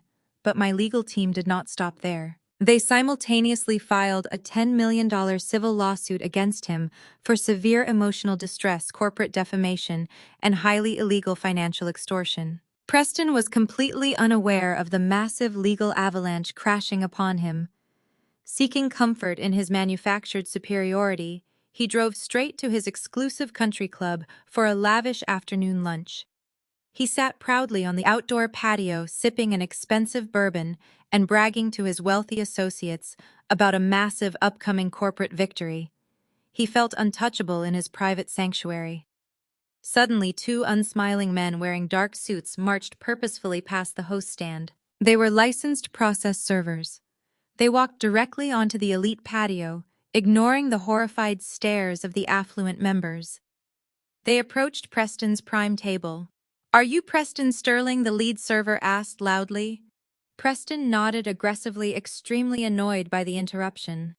The server slammed a massive stack of legal documents directly onto his lunch plate, shattering the porcelain completely. "You have just been formally served with a $10 million federal extortion lawsuit," the server announced. The elite club manager immediately walked over, looking completely disgusted. "Mr. Sterling," the manager stated coldly, "we do not allow active federal criminals on this property. Your club membership is instantly and permanently revoked. Security will now escort you off the premises." Preston was being violently escorted off the pristine country club lawn by armed private security, his $10 million civil lawsuit clutched desperately in his shaking hands, while his former elite friends watched in absolute disgust. His complete and public destruction was entirely absolute. However, the malignant root of this family rot still remained aggressively active. Marcus and Helena, officially stripped of their prestigious church titles and staring directly down the barrel of total financial ruin, completely refused to accept their absolute defeat. With their golden son-in-law actively drowning in massive federal lawsuits and violent shadow syndicate debt, my parents desperately shifted their focus back to the only tangible asset left on the board: the ancestral family estate. They realized they could not legally touch my secured corporate wealth, but they genuinely believed they could ruthlessly exploit the legal system to steal the sprawling property Grandpa Elijah had officially deeded to baby Leo. In a final, incredibly pathetic maneuver to reclaim their fabricated social status, Marcus and Helena quietly filed an emergency conservatorship petition in the county family court. They boldly claimed under absolute perjury that Grandpa Elijah was currently suffering from severe, advanced dementia and was entirely incapable of managing his own complex financial affairs. They aggressively argued that his legal transfer of the ancestral estate, deed to a newborn infant, was the clear, undeniable result of profound cognitive decline and aggressive elder manipulation on my part. They officially requested the family court judge to immediately invalidate the property transfer and grant them total legal conservatorship over Elijah's entire multi-million-dollar estate. It was a remarkably vile legal strategy, born of absolute desperation and boundless unadulterated greed. The emergency court hearing was scheduled for the very next morning. The harsh fluorescent lights of the county courthouse hallway illuminated my mother's smug, intensely confident expression as I stepped out of the elevator. Helena was dressed in a conservative dark navy designer suit, aggressively attempting to project the absolute image of a deeply concerned, loving daughter who was simply trying to protect her highly vulnerable father. Marcus stood right beside her, gripping a cheap leather briefcase, aggressively trying to mask his overwhelming internal panic with forced artificial authority. They completely ignored the horrifying fact that they were actively trying to steal their great-grandson's lawful inheritance just to bail out a completely fraudulent commercial real estate broker. Helena stepped directly into my path as I walked toward the heavy oak doors of the courtroom. She offered a cold, venomous smirk that barely concealed her profound, deeply rooted hatred for my independence. "We are taking the house back today, Kendra," Helena whispered harshly, her voice dripping with venomous arrogance and absolute certainty. "You really thought you could just sweep in with your corporate money and permanently steal our rightful family legacy away from us? You cannot outsmart your own blood. The family court judge is a close personal friend of your father from the country club. He knows our impeccable reputation in this city. He is going to instantly invalidate that ridiculous deed transfer, grant us total medical and financial conservatorship over your grandfather, and hand the massive property directly back to us. Once we legally control the ancestral estate, we are going to rapidly liquidate it on the primary market to instantly pay off Preston's massive shadow debt and save your sister from going to federal prison. You have completely failed to destroy us." I stopped walking and looked directly into my mother's eyes. The sheer, unadulterated delusion radiating from her was absolutely breathtaking. She genuinely believed her heavily fabricated church reputation held actual legal weight inside a federal courtroom. She genuinely believed she could easily outmaneuver a senior managing partner of a massive private equity firm using a hastily forged medical narrative. I did not waste my breath arguing with a completely broken woman. I simply adjusted my sleek designer suit jacket and offered a completely hollow, chilling smile. "You should probably step inside the courtroom right now, Mom," I stated softly, my tone entirely devoid of emotion. "The judge is waiting to hear your highly compelling medical testimony." Marcus and Helena marched proudly into the courtroom, taking their seats at the petitioner's table with their aggressively cheap court-appointed attorney. They looked around the room with absolute confidence, fully expecting an easy, immediate legal victory.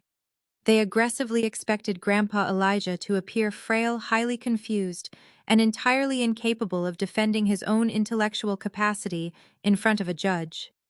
They expected to easily bulldoze a helpless old man and steal his fortune. The heavy oak doors at the back of the courtroom swung open with a loud, commanding thud. Grandpa Elijah walked down the center aisle. He was absolutely not in a wheelchair. He did not look frail or confused in the slightest. He wore a sharply tailored charcoal gray three-piece suit, walking smoothly and aggressively confidently with his heavy silver-handled cane. He was immediately flanked by two of the most aggressive, highly paid corporate litigation attorneys in the entire state of Georgia. I walked quietly behind them, taking a seat in the back row to watch the absolute legal carnage completely unfold. The judge called the session to order and asked Marcus to present his primary medical evidence supporting the severe dementia claim. Marcus proudly stood up and handed the judge a single highly speculative letter written by a shady urgent care doctor who had not physically examined Elijah in over a decade. The judge looked at the single piece of paper with profound visible irritation. Elijah's lead litigation attorney immediately stood up. He did not yell or grandstand. He calmly approached the bench and handed the judge a massive 200-page bound medical dossier. "Your Honor," the attorney stated clearly. "That document contains comprehensive psychological and neurological evaluations, dated exactly 24 hours ago. My client was aggressively examined by 3 independent board-certified neurospecialists at the most elite medical facility in this state. The extensive brain scans and absolute cognitive testing prove undeniably that Elijah is in the top 1% of cognitive health for his specific age demographic. He possesses a sharper mental acuity than most men half his age. This emergency petition is entirely fraudulent and officially constitutes a malicious attempt to steal illegally transferred property." The judge rapidly scanned the overwhelming, undeniable medical evidence. He looked down at Marcus and Helena with absolute unadulterated judicial disgust. Case completely dismissed with extreme prejudice. The judge loudly slammed his heavy wooden gavel down onto the sounding block.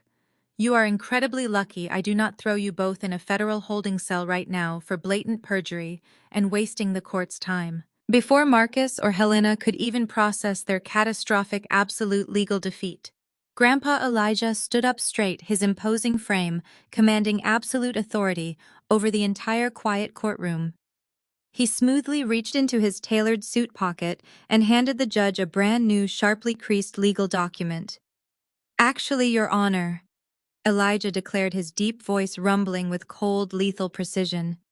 I am not finished with them yet. I am officially pressing massive federal charges against my son and his wife for severe documented elder financial abuse. The suffocating weight of absolute financial ruin and impending federal incarceration shattered whatever remnants of sanity Preston possessed. He was officially barred from his elite country club, legally stripped of his commercial brokerage license, and violently tethered to a ruthless underground criminal syndicate that would demand their blood money by the end of the week. He paced back and forth across the expensive hardwood floors of his leveraged suburban mansion, pulling violently at the collar of his rumpled dress shirt. The massive walls of his fake empire were rapidly collapsing inward, threatening to crush him under the crushing weight of his own arrogance. Desperation breeds a highly dangerous, unhinged brand of delusion.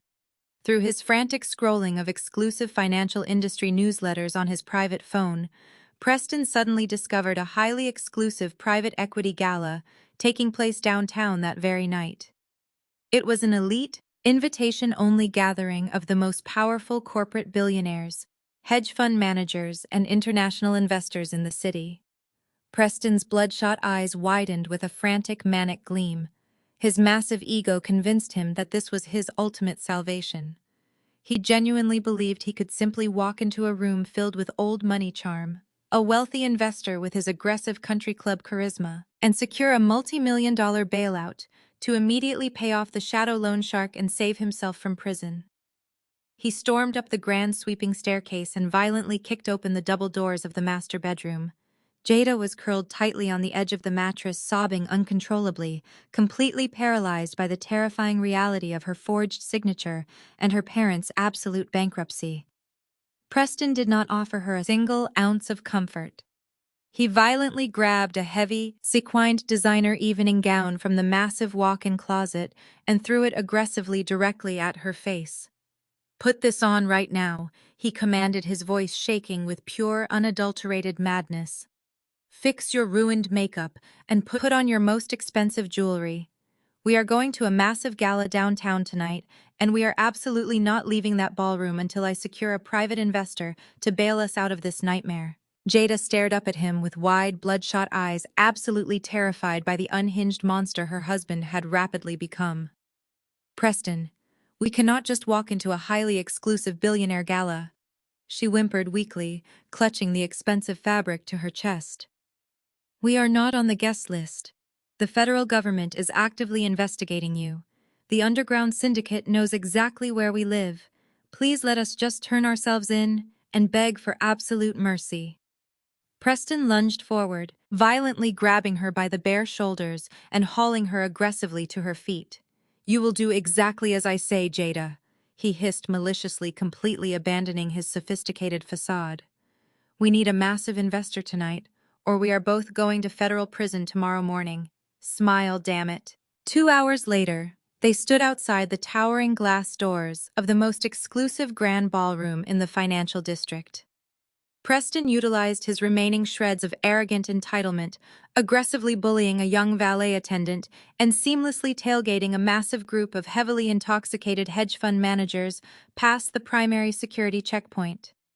He aggressively pushed Jada through the dense, glittering crowd of the city elite. The ballroom was an absolute masterpiece of extreme wealth, featuring towering crystal chandeliers, flowing champagne towers, and hundreds of powerful billionaires networking quietly in tailored tuxedos and breathtaking gowns. Preston's eyes darted frantically around the massive room, aggressively hunting for a vulnerable target. He brutally gripped Jada's arm, forcing her to smile artificially as they navigated the sea of profound corporate power. He finally spotted his target standing near the main bar.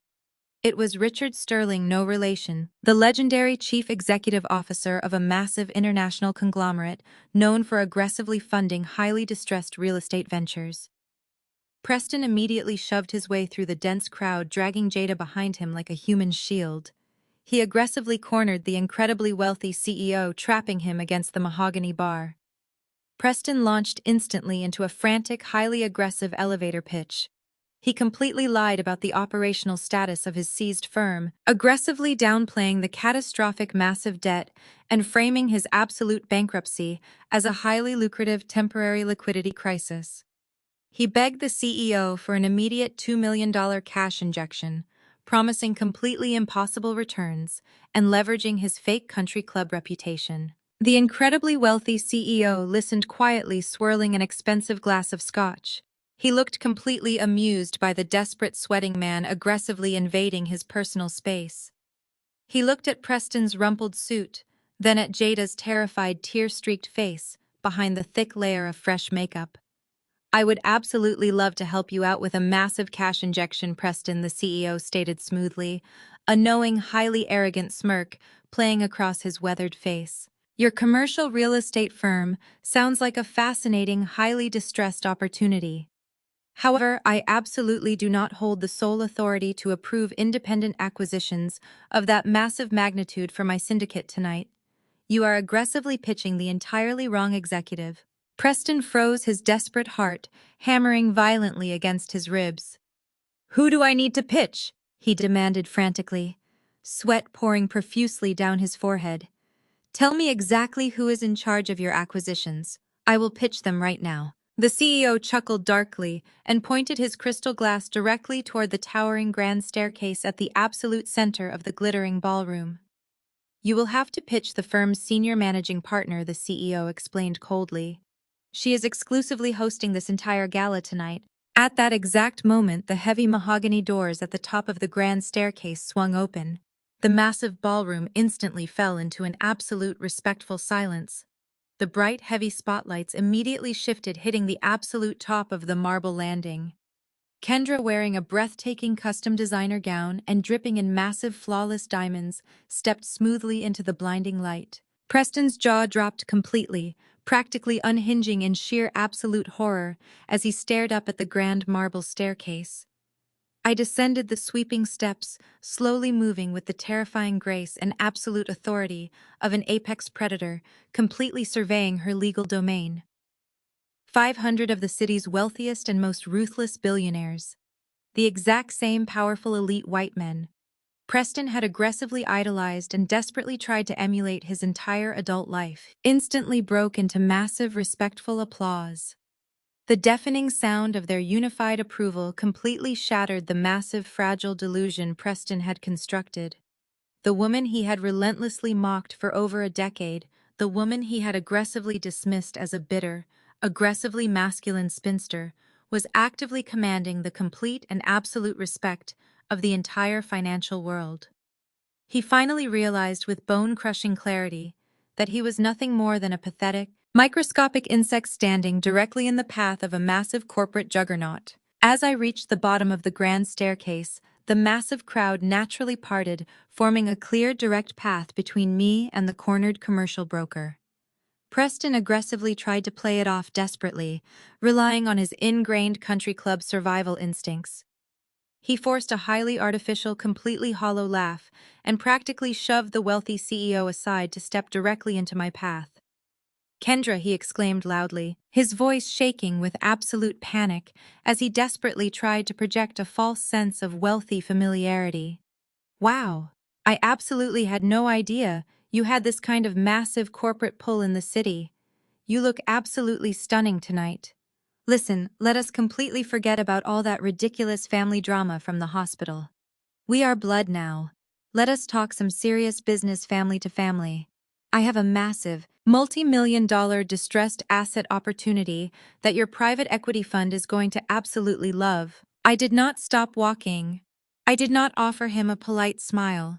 I did not even acknowledge his pathetic existence until I stepped securely onto the raised mahogany stage at the center of the grand ballroom. A tuxedo-clad attendant handed me a wireless gold microphone. The entire room fell completely silent, aggressively hanging on my every single word. I looked out over the massive crowd of powerful billionaires, my eyes locking directly onto Preston's sweating pale face near the main bar. Thank you all for attending the Sovereign Capital Partners Annual Acquisitions Gala. I began, my voice echoing with massive, undeniable corporate authority through the towering crystal chandeliers. Tonight I want to briefly discuss the severe dangers of massive, highly toxic corporate debt and the absolute necessity of aggressive financial liquidations. To perfectly illustrate this point, I have decided to provide a highly transparent live case study for all of our primary investors. Preston's face instantly drained of all remaining color. He instinctively took a massive step backward, physically bumping into Jada, who was currently trembling violently behind him. Currently standing near the main bar is Preston Sterling, the former owner of a highly insolvent commercial real estate brokerage. I announced clearly, smoothly, weaponizing his completely shattered public reputation in front of his billionaire idols. Sovereign Capital Partners legally acquired the absolute entirety of his massive, highly distressed debt portfolio just 3 days ago. We immediately discovered a catastrophic web of massive wire fraud, highly illegal forged guarantor documents, and severe corporate embezzlement. He is not a titan of industry. He is a completely bankrupt, highly toxic liability, currently facing a $10 million federal extortion lawsuit and massive criminal investigations. Therefore, I am officially announcing the absolute immediate corporate foreclosure and total public liquidation of his entire firm effective right this very second. He holds absolutely zero professional credibility in this city. If any single investor in this room ever attempts to financially back him, Sovereign Capital Partners will aggressively sever all of our highly lucrative ties with your organization immediately. A collective massive gasp rippled through the elite crowd. The incredibly wealthy CEO standing next to Preston immediately took a massive, disgusted step away, completely severing any perceived association. Preston stood entirely frozen, absolutely trapped in the center of the grand ballroom, completely stripped of his fake empire and aggressively humiliated in front of the exact powerful men he desperately worshipped. His total absolute destruction was complete and permanently irreversible. Jada stared at her husband's completely broken form. The massive golden illusion of her elite superior white savior was completely shattered, replaced by the terrifying reality of impending federal prison and violent shadow syndicate debt. She finally realized he had completely destroyed her entire life solely to maintain his massive racist ego. The intense, humiliating stares of 500 powerful billionaires completely broke her spirit. Jada let out a raw, entirely unhinged sob. She violently, aggressively ripped her massive diamond platinum wedding ring off her shaking finger. She threw the heavy ring forcefully directly at Preston's chest. The diamond bounced aggressively off his rumpled suit jacket and clattered loudly against the polished marble floor. "I am completely done!" Jada screamed hysterically, her voice echoing violently through the silent, massive ballroom. "You are a complete monster. You completely ruined my life." She turned and sprinted aggressively out of the towering glass doors, completely abandoning him to the absolute ruin he had aggressively created. Jada burst through the heavy glass doors of the grand ballroom and aggressively sprinted into the freezing night air. Her expensive designer heels aggressively clicked against the concrete pavement as she fled the massive corporate gala in absolute terror. She hailed a passing taxi with trembling hands, throwing herself violently into the back seat and completely ignoring the confused driver. She frantically ordered him to drive straight to my exclusive downtown luxury penthouse. She was entirely operating on pure manic instinct, desperately reverting to the exact same toxic behavioral patterns that had completely defined our entire sibling relationship. She genuinely, foolishly believed that her dramatic public performance at the billionaire gala, throwing her massive diamond ring at her completely ruined husband, had instantly magically absolved her of all her past sins. She genuinely expected me to easily welcome her into my massive wealth, artificially shelter her from the violent shadow syndicate, and completely fund her massive divorce proceedings. The sheer magnitude of her delusion was absolutely staggering. 30 minutes later, Jada aggressively shoved past the doorman of my highly secure luxury building and frantically pounded her fist violently against the heavy oak doors of my private penthouse. She was completely hysterical, her expensive evening gown completely ruined by sweat and desperate tears, her makeup aggressively smeared across her pale face. When I finally opened the massive doors, Jada practically collapsed onto the polished marble entryway. "Kendra, please," Jada wailed, aggressively grabbing at the hem of my silk robe. "You have to let me move into your penthouse immediately. The violent shadow syndicate is definitely going to aggressively seize my massive suburban estate tomorrow morning. I absolutely have nowhere else to go. You have millions of dollars in your private equity fund. I desperately need you to legally hire the absolute best divorce attorneys in the entire city. You absolutely owe me a completely fresh start. I am your only sister."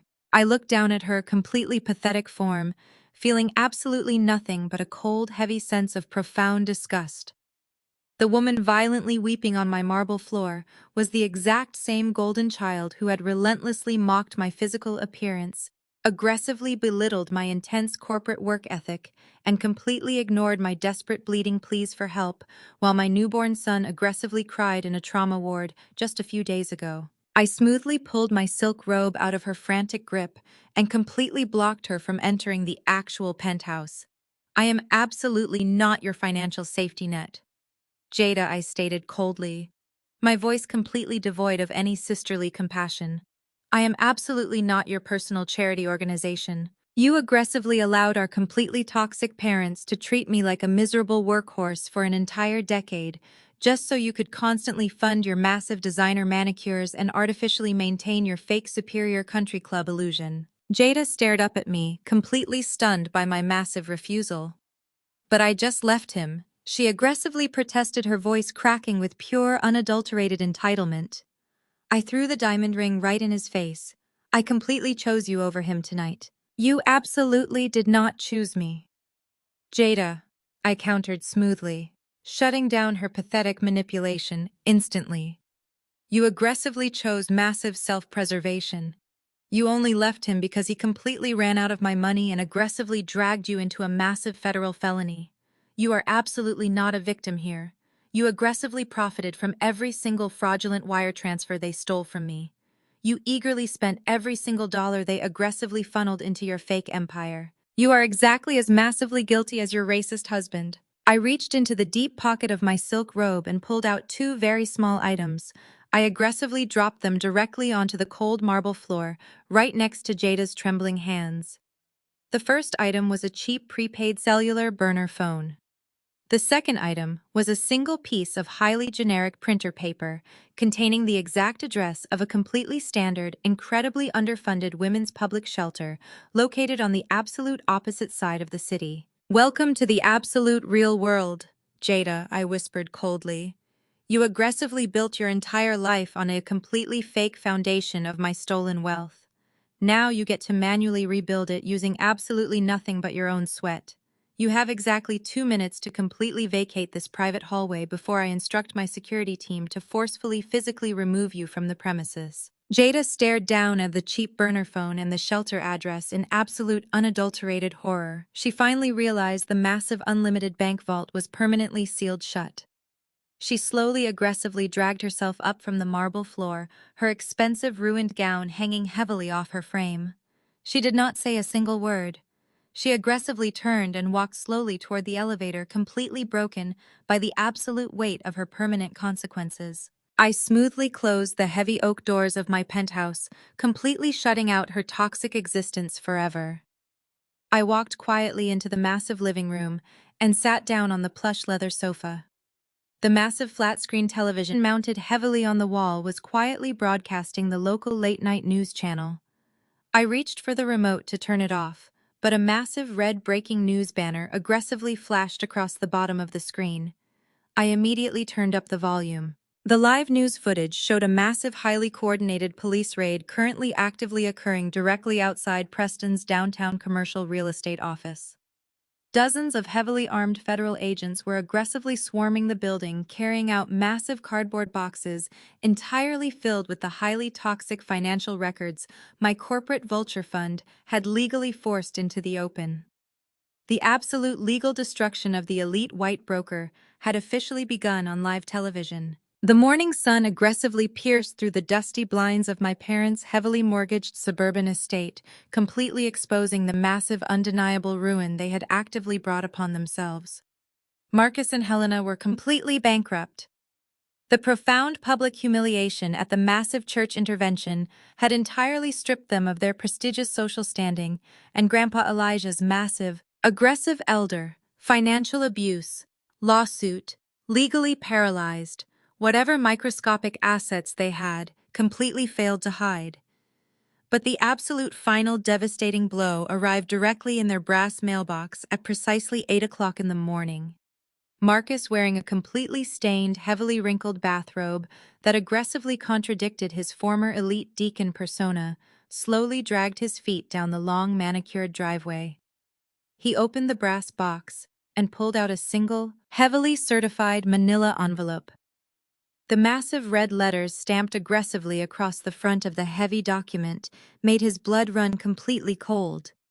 It was an expedited, highly aggressive legal foreclosure notice. They had absolutely defaulted on the massive second mortgage they secretly took out to illegally fund Jada's completely fabricated luxury lifestyle. The bank was legally seizing the massive suburban property. The harsh legal document explicitly stated they had exactly 24 hours to completely vacate the sprawling premises before heavily armed county sheriffs would violently arrive to physically remove them from the property. Marcus stumbled aggressively back into the massive kitchen, his hands trembling violently as he dropped the heavy foreclosure notice directly onto the granite countertop. Helena, nursing a massive, completely unmedicated stress headache, stared at the bold red letters in absolute, unadulterated horror. They were officially homeless. Panic, raw and completely undiluted, aggressively seized them both. They instantly reverted to their primary survival tactic, desperately attempting to rapidly manipulate their massive, highly curated social network for a massive financial bailout. Marcus aggressively grabbed his phone and rapidly began dialing every single wealthy relative, elite church elder, and country club associate they had ever aggressively bragged to over the past 2 decades. He completely expected his highly cultivated fake reputation to magically save them from absolute ruin. Instead, he met a massive, completely impenetrable wall of absolute silence. Every single phone call aggressively went straight to automated voicemail. Every single desperate text message was aggressively left on read or immediately blocked entirely. The massive, highly sensationalized church embezzlement scandal had aggressively spread through the elite Atlanta community like a completely uncontrollable wildfire. Nobody wanted absolutely anything to do with a completely disgraced former deacon actively facing a massive federal elder abuse lawsuit. Helena frantically tried to aggressively call Jada, desperately hoping their golden child had magically secured some hidden offshore wealth to save them. The automated operator coldly informed her that the cellular number she dialed was permanently disconnected. Jada's phone was completely dead. Their elite, highly respected reputation was completely, permanently obliterated. They were entirely aggressively alone, trapped in a massive, rapidly sinking ship. They had actively drilled massive holes into themselves. Exactly 24 hours later, a massive, heavy-duty commercial moving truck aggressively rumbled down their pristine suburban street. The loud, grinding diesel engine aggressively shattered the quiet morning atmosphere, drawing the immediate, highly judgmental stares of their wealthy, extremely nosy neighbors. Marcus and Helena stood completely paralyzed on their massive front porch, surrounded by a pathetic, incredibly small pile of cheap cardboard boxes.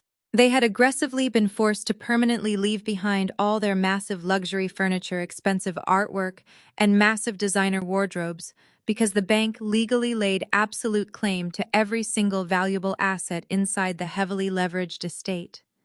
They were wearing completely generic, highly worn sweatpants, entirely stripped of their massive fake superiority. The heavy truck aggressively backed into their massive driveway, aggressively crushing the pristine flower beds Helena used to constantly brag about. A massive, heavily tattooed moving foreman aggressively stepped out of the large cab, violently slamming the metal door shut. He did not offer them a polite greeting or a completely fake smile. He marched directly up the massive brick steps, towering aggressively over my completely broken father. He reached into his heavy canvas work jacket and aggressively pulled out a single sharply creased piece of heavy corporate stationery.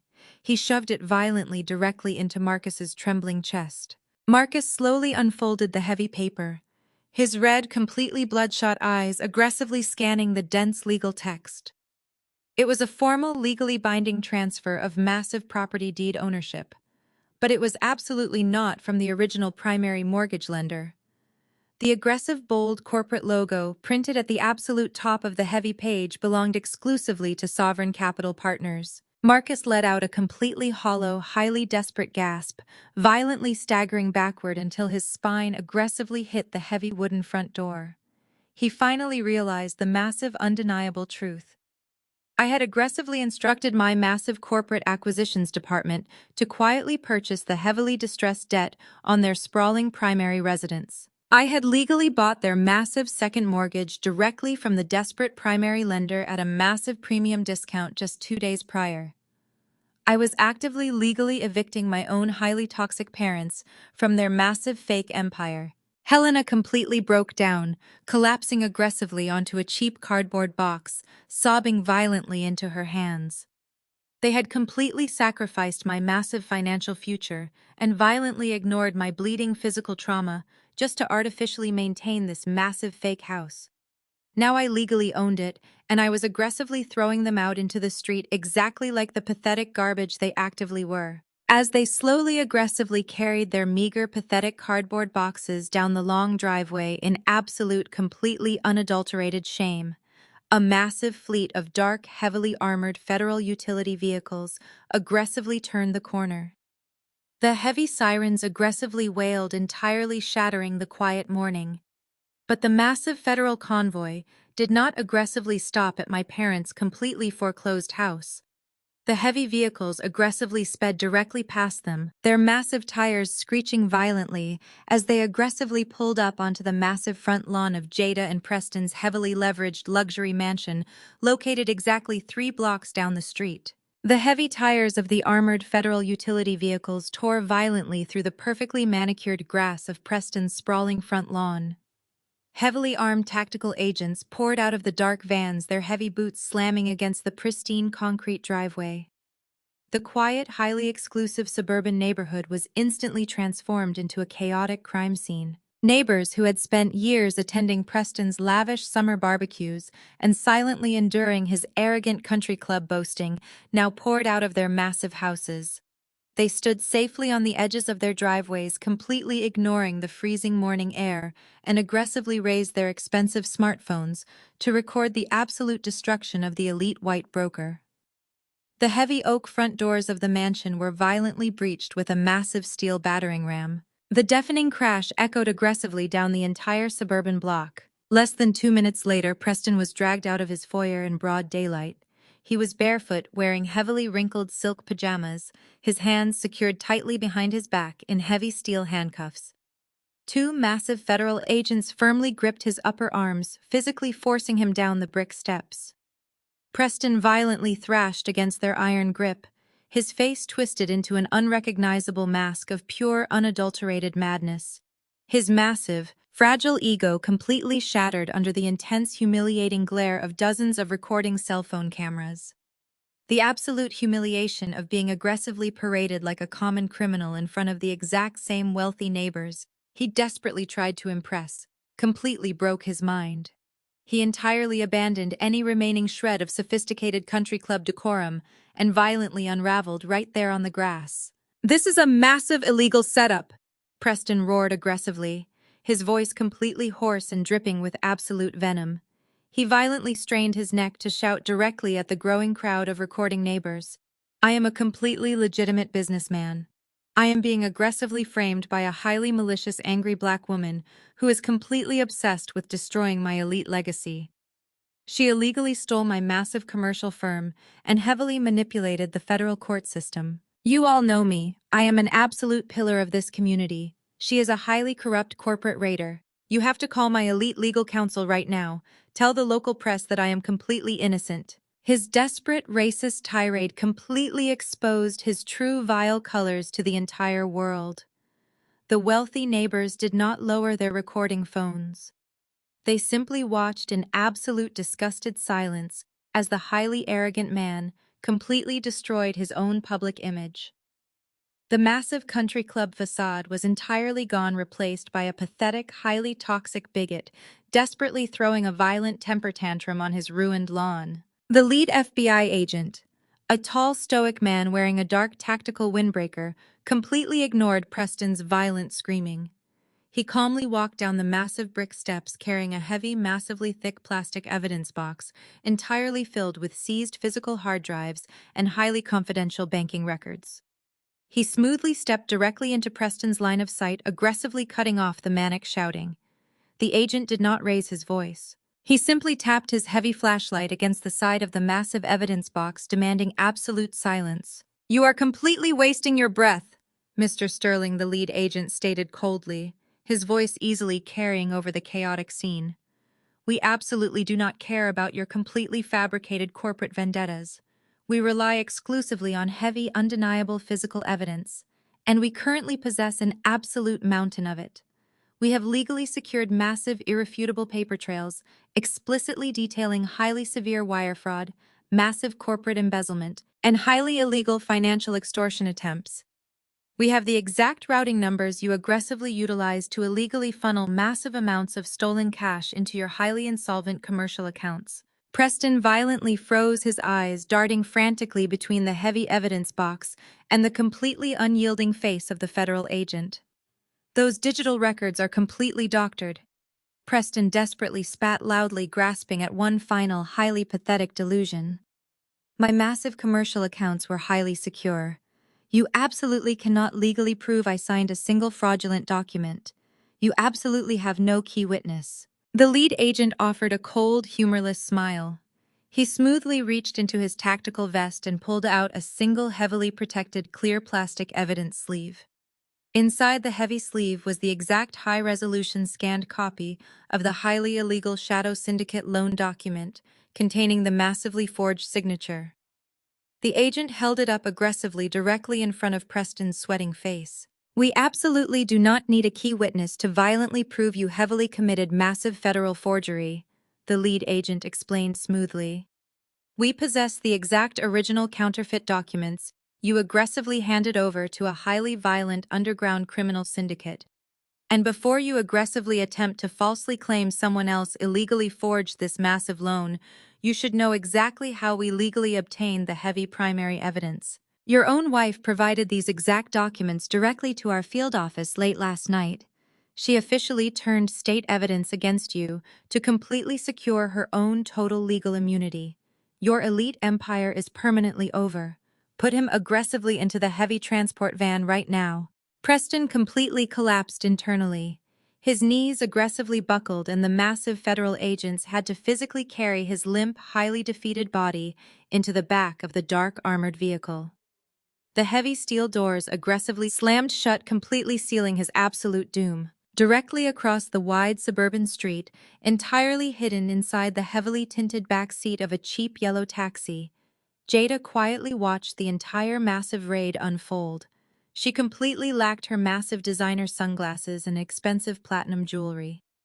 Her hands trembled aggressively as she slowly reached into her incredibly cheap generic canvas purse. She smoothly pulled out the exact harsh reality of her completely new existence. It was a highly stiff, completely unflattering polyester uniform for her massive new job as an underpaid waitress at a generic local diner. Exactly 1 month passed since the massive federal raid completely shattered the fake foundation of my toxic family. The blistering heat of the Atlanta summer was entirely unforgiving, especially for people who were completely unaccustomed to physical labor. Marcus and Helena had officially hit absolute rock bottom. Stripped completely of their sprawling suburban estate, their luxury vehicles, and their prestigious church titles, they were now forcefully crammed into a tiny, incredibly dilapidated one-bedroom apartment on the absolute outskirts of the city. The massive elite country club lifestyle they had violently protected at all costs was entirely replaced by the crushing daily reality of minimum-wage retail jobs. My father, the once proud and deeply arrogant deacon who used to aggressively boast about his fake massive wealth, was now forced to wear a completely generic, incredibly scratchy blue vest. He spent 40 agonizing hours every single week standing on his severely aching feet, aggressively scanning cheap groceries and bagging canned goods for completely ungrateful customers who never even looked him in the eye. Helena was faring absolutely no better. The woman who once spent massive amounts of my stolen money on elite weekly spa treatments and expensive designer manicures was now scrubbing heavy grease off the floors of a highly generic fast food restaurant. Her expensive, chemically treated hair was constantly ruined by the heavy frying oil, and her heavily manicured hands were completely raw and aggressively covered in painful chemical burns. Jada was experiencing her own deeply personal brand of absolute hell. Her massive, highly publicized divorce from Preston was officially underway, but it offered her absolutely no financial relief. Because she had aggressively turned state evidence to avoid federal prison for her massive complicity in the forged shadow syndicate loan, the federal government had aggressively seized every single remaining asset she possessed. She had absolutely nothing. She spent her days completely exhausted, aggressively wearing the stiff polyester uniform she had pulled from her bag on the day of the raid. She aggressively served greasy plates of cheap food to loud, incredibly demanding truckers and rude teenagers at a completely rundown local diner. Her massive fake pride had been completely obliterated. She was violently forced to completely rebuild her entire life, using nothing but her own physical sweat, exactly as I had aggressively promised her on the night she begged for my corporate charity. She had to learn the absolute meaning of real agonizing labor, completely devoid of any massive financial safety nets or elite country club privileges. She truly hated every single miserable second. Despite their complete and absolute ruin, the toxic manipulative entitlement deeply ingrained in my parents refused to die completely. Helena, nursing her raw, burned hands in their cramped, intensely humid apartment, desperately formulated one final, incredibly pathetic plan. She genuinely believed she could still aggressively weaponize family guilt to force her way back into my massive corporate bank accounts. She spent an entire week's worth of grocery money to purchase an incredibly expensive, highly elaborate greeting card. She aggressively filled the inside of the heavy card with deeply manipulative, completely fabricated sentiments. She aggressively wrote about how much she deeply missed her beautiful daughter, and how her heart was completely breaking because she desperately wanted to hold her precious newborn grandson. She aggressively sealed the expensive envelope and proudly mailed it directly to the highly secure downtown executive offices of Sovereign Capital Partners, genuinely expecting me to completely forget the massive trauma she had aggressively caused me. Helena waited entirely anxiously for 3 solid weeks, aggressively checking the rusted metal mailbox outside her dilapidated apartment building every single day. She completely convinced Marcus that I would inevitably cave under the heavy emotional weight of a weeping mother and aggressively restore their massive $4,500 monthly stipend. She genuinely believed her pathetic manufactured tears held actual power over me. She genuinely believed blood could magically erase massive theft and profound physical neglect forever. On a blisteringly hot Tuesday afternoon, Helena aggressively pulled a thick envelope out of the rusted mailbox. Her heart hammered aggressively against her ribs, completely convinced it was a massive corporate cashier's check from my private equity fund. She frantically tore the heavy envelope open right there on the cracked concrete sidewalk. It was not a massive check. It was the exact same expensive greeting card she had aggressively mailed to me. Helena stared down at the card in absolute unadulterated horror. The envelope had not even been opened. Instead, aggressively stamped across the front of her expensive, highly manipulative handwriting, in massive, highly bold red ink, were the words, "Return to sender." Directly underneath that massive stamp was a highly official, legally binding sticker placed there by my elite corporate legal team. The heavy black text on the legal sticker read, "No contact order enforced." I had completely anticipated her pathetic manipulative attempt to aggressively re-enter my life. My elite corporate lawyers had rapidly secured a massive, legally binding permanent restraining order against Marcus, Helena, and Jada. They were legally barred from ever approaching me, contacting me, or coming anywhere near baby Leo ever again. I had completely and permanently severed every single toxic tie, ensuring my fragile son would absolutely never experience the massive, violent manipulation that had defined my entire existence. While my completely ruined family stared at their permanent legal banishment on a cracked sidewalk, I was standing inside the massive sunlit foyer of the beautifully restored ancestral estate. The massive renovations were finally completely finished today. The heavy scent of fresh paint and polished mahogany filled the incredibly peaceful air. I gently rocked baby Leo in my arms, completely surrounded by absolute unshakable security. My private smartphone chimed softly in my tailored suit pocket. I smoothly answered the call. It was Grandpa Elijah. His deep, comforting voice echoed smoothly through the quiet, massive hall. "The house is completely ready, sweetheart," Elijah stated warmly, projecting absolute familial love and massive pride. "Bring the boy home." I ended the call and smoothly slid the sleek smartphone back into my tailored suit pocket. The heavy polished oak doors of the beautifully restored ancestral estate opened effortlessly before me, entirely welcoming the rightful owner back into her massive sanctuary. I stepped outside into the warm, golden afternoon sunlight, gently cradling baby Leo securely in my arms. I walked slowly down the massive marble steps and smoothly slid into the driver's seat of my sleek, midnight blue Aston Martin. The powerful, highly refined engine aggressively roared to life with a single push of a button, entirely echoing the massive, unshakable power I now legally wielded over my entire existence. I smoothly shifted the luxury vehicle into gear and drove slowly up the incredibly long, perfectly manicured driveway of our sprawling historic property. There was absolutely no yelling today. There was absolutely no manufactured family drama, no desperate pleas for stolen money, and no toxic image-obsessed parents actively trying to violently tear me down.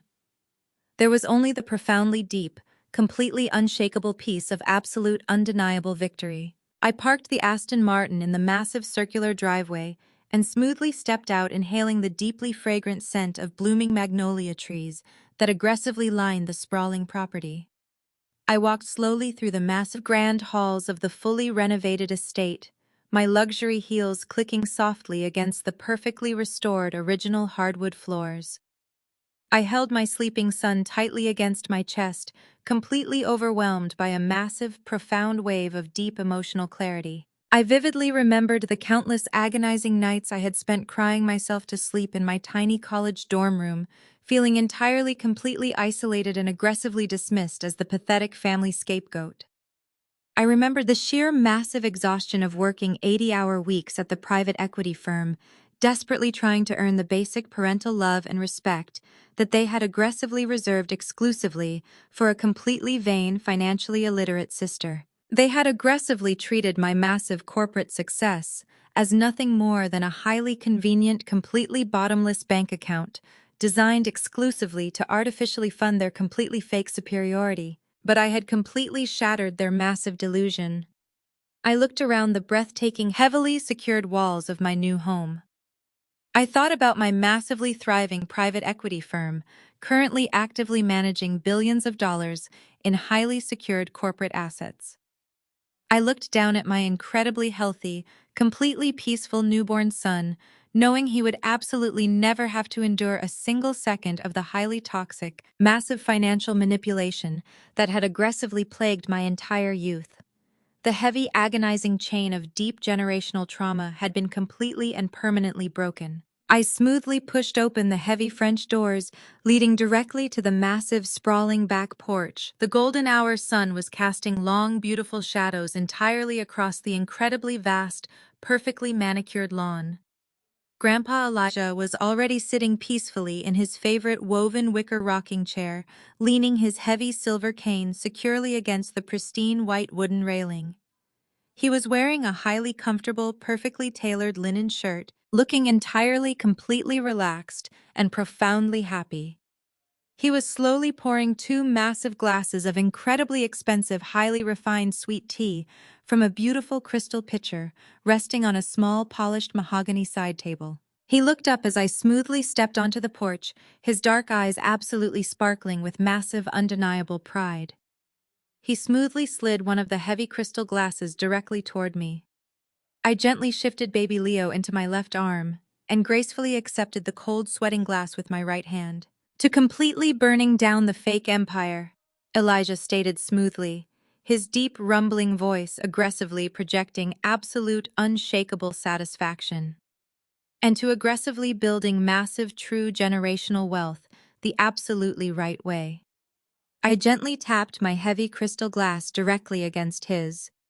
"To the absolute right way," I agreed softly, taking a slow, incredibly refreshing sip of the cold, sweet tea. The massive, terrifying storm was completely and permanently over. The absolute legal and financial fallout was completely irreversible.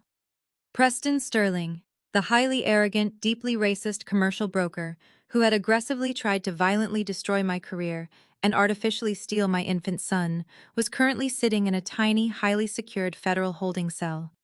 He was actively facing a massive, highly guaranteed 15 years in a maximum security federal penitentiary for massive wire fraud, highly illegal corporate extortion, and heavily forged financial documents. He would absolutely never step foot inside a massive luxury country club or violently scream at a bank manager ever again. Jada, Marcus, and Helena were permanently trapped in the highly miserable, incredibly exhausting paycheck-to-paycheck existence they had once aggressively mocked me for desperately trying to avoid. They were completely isolated, aggressively working, agonizing minimum wage retail jobs, and actively drowning in the massive, crushing reality of their own profound, irreversible failures. They had aggressively gambled their entire massive family legacy on a completely fake, incredibly fragile white savior, and they had absolutely lost every single thing they ever possessed. I turned away from the heavy wooden railing and looked out completely over the massive, sprawling green empire that now legally and absolutely belonged entirely to my bloodline. The warm evening breeze gently rustled the massive leaves of the ancient oak trees standing proudly on the absolute edge of the sprawling estate. I slowly lowered my head and gently pressed a soft, incredibly loving kiss directly against baby Leo's warm, peaceful forehead.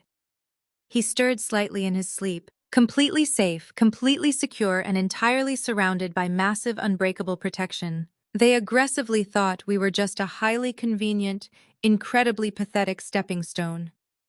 I whispered quietly to my completely sleeping son as the beautiful golden sun slowly set aggressively over our massive, unshakable empire. But we were the whole damn mountain.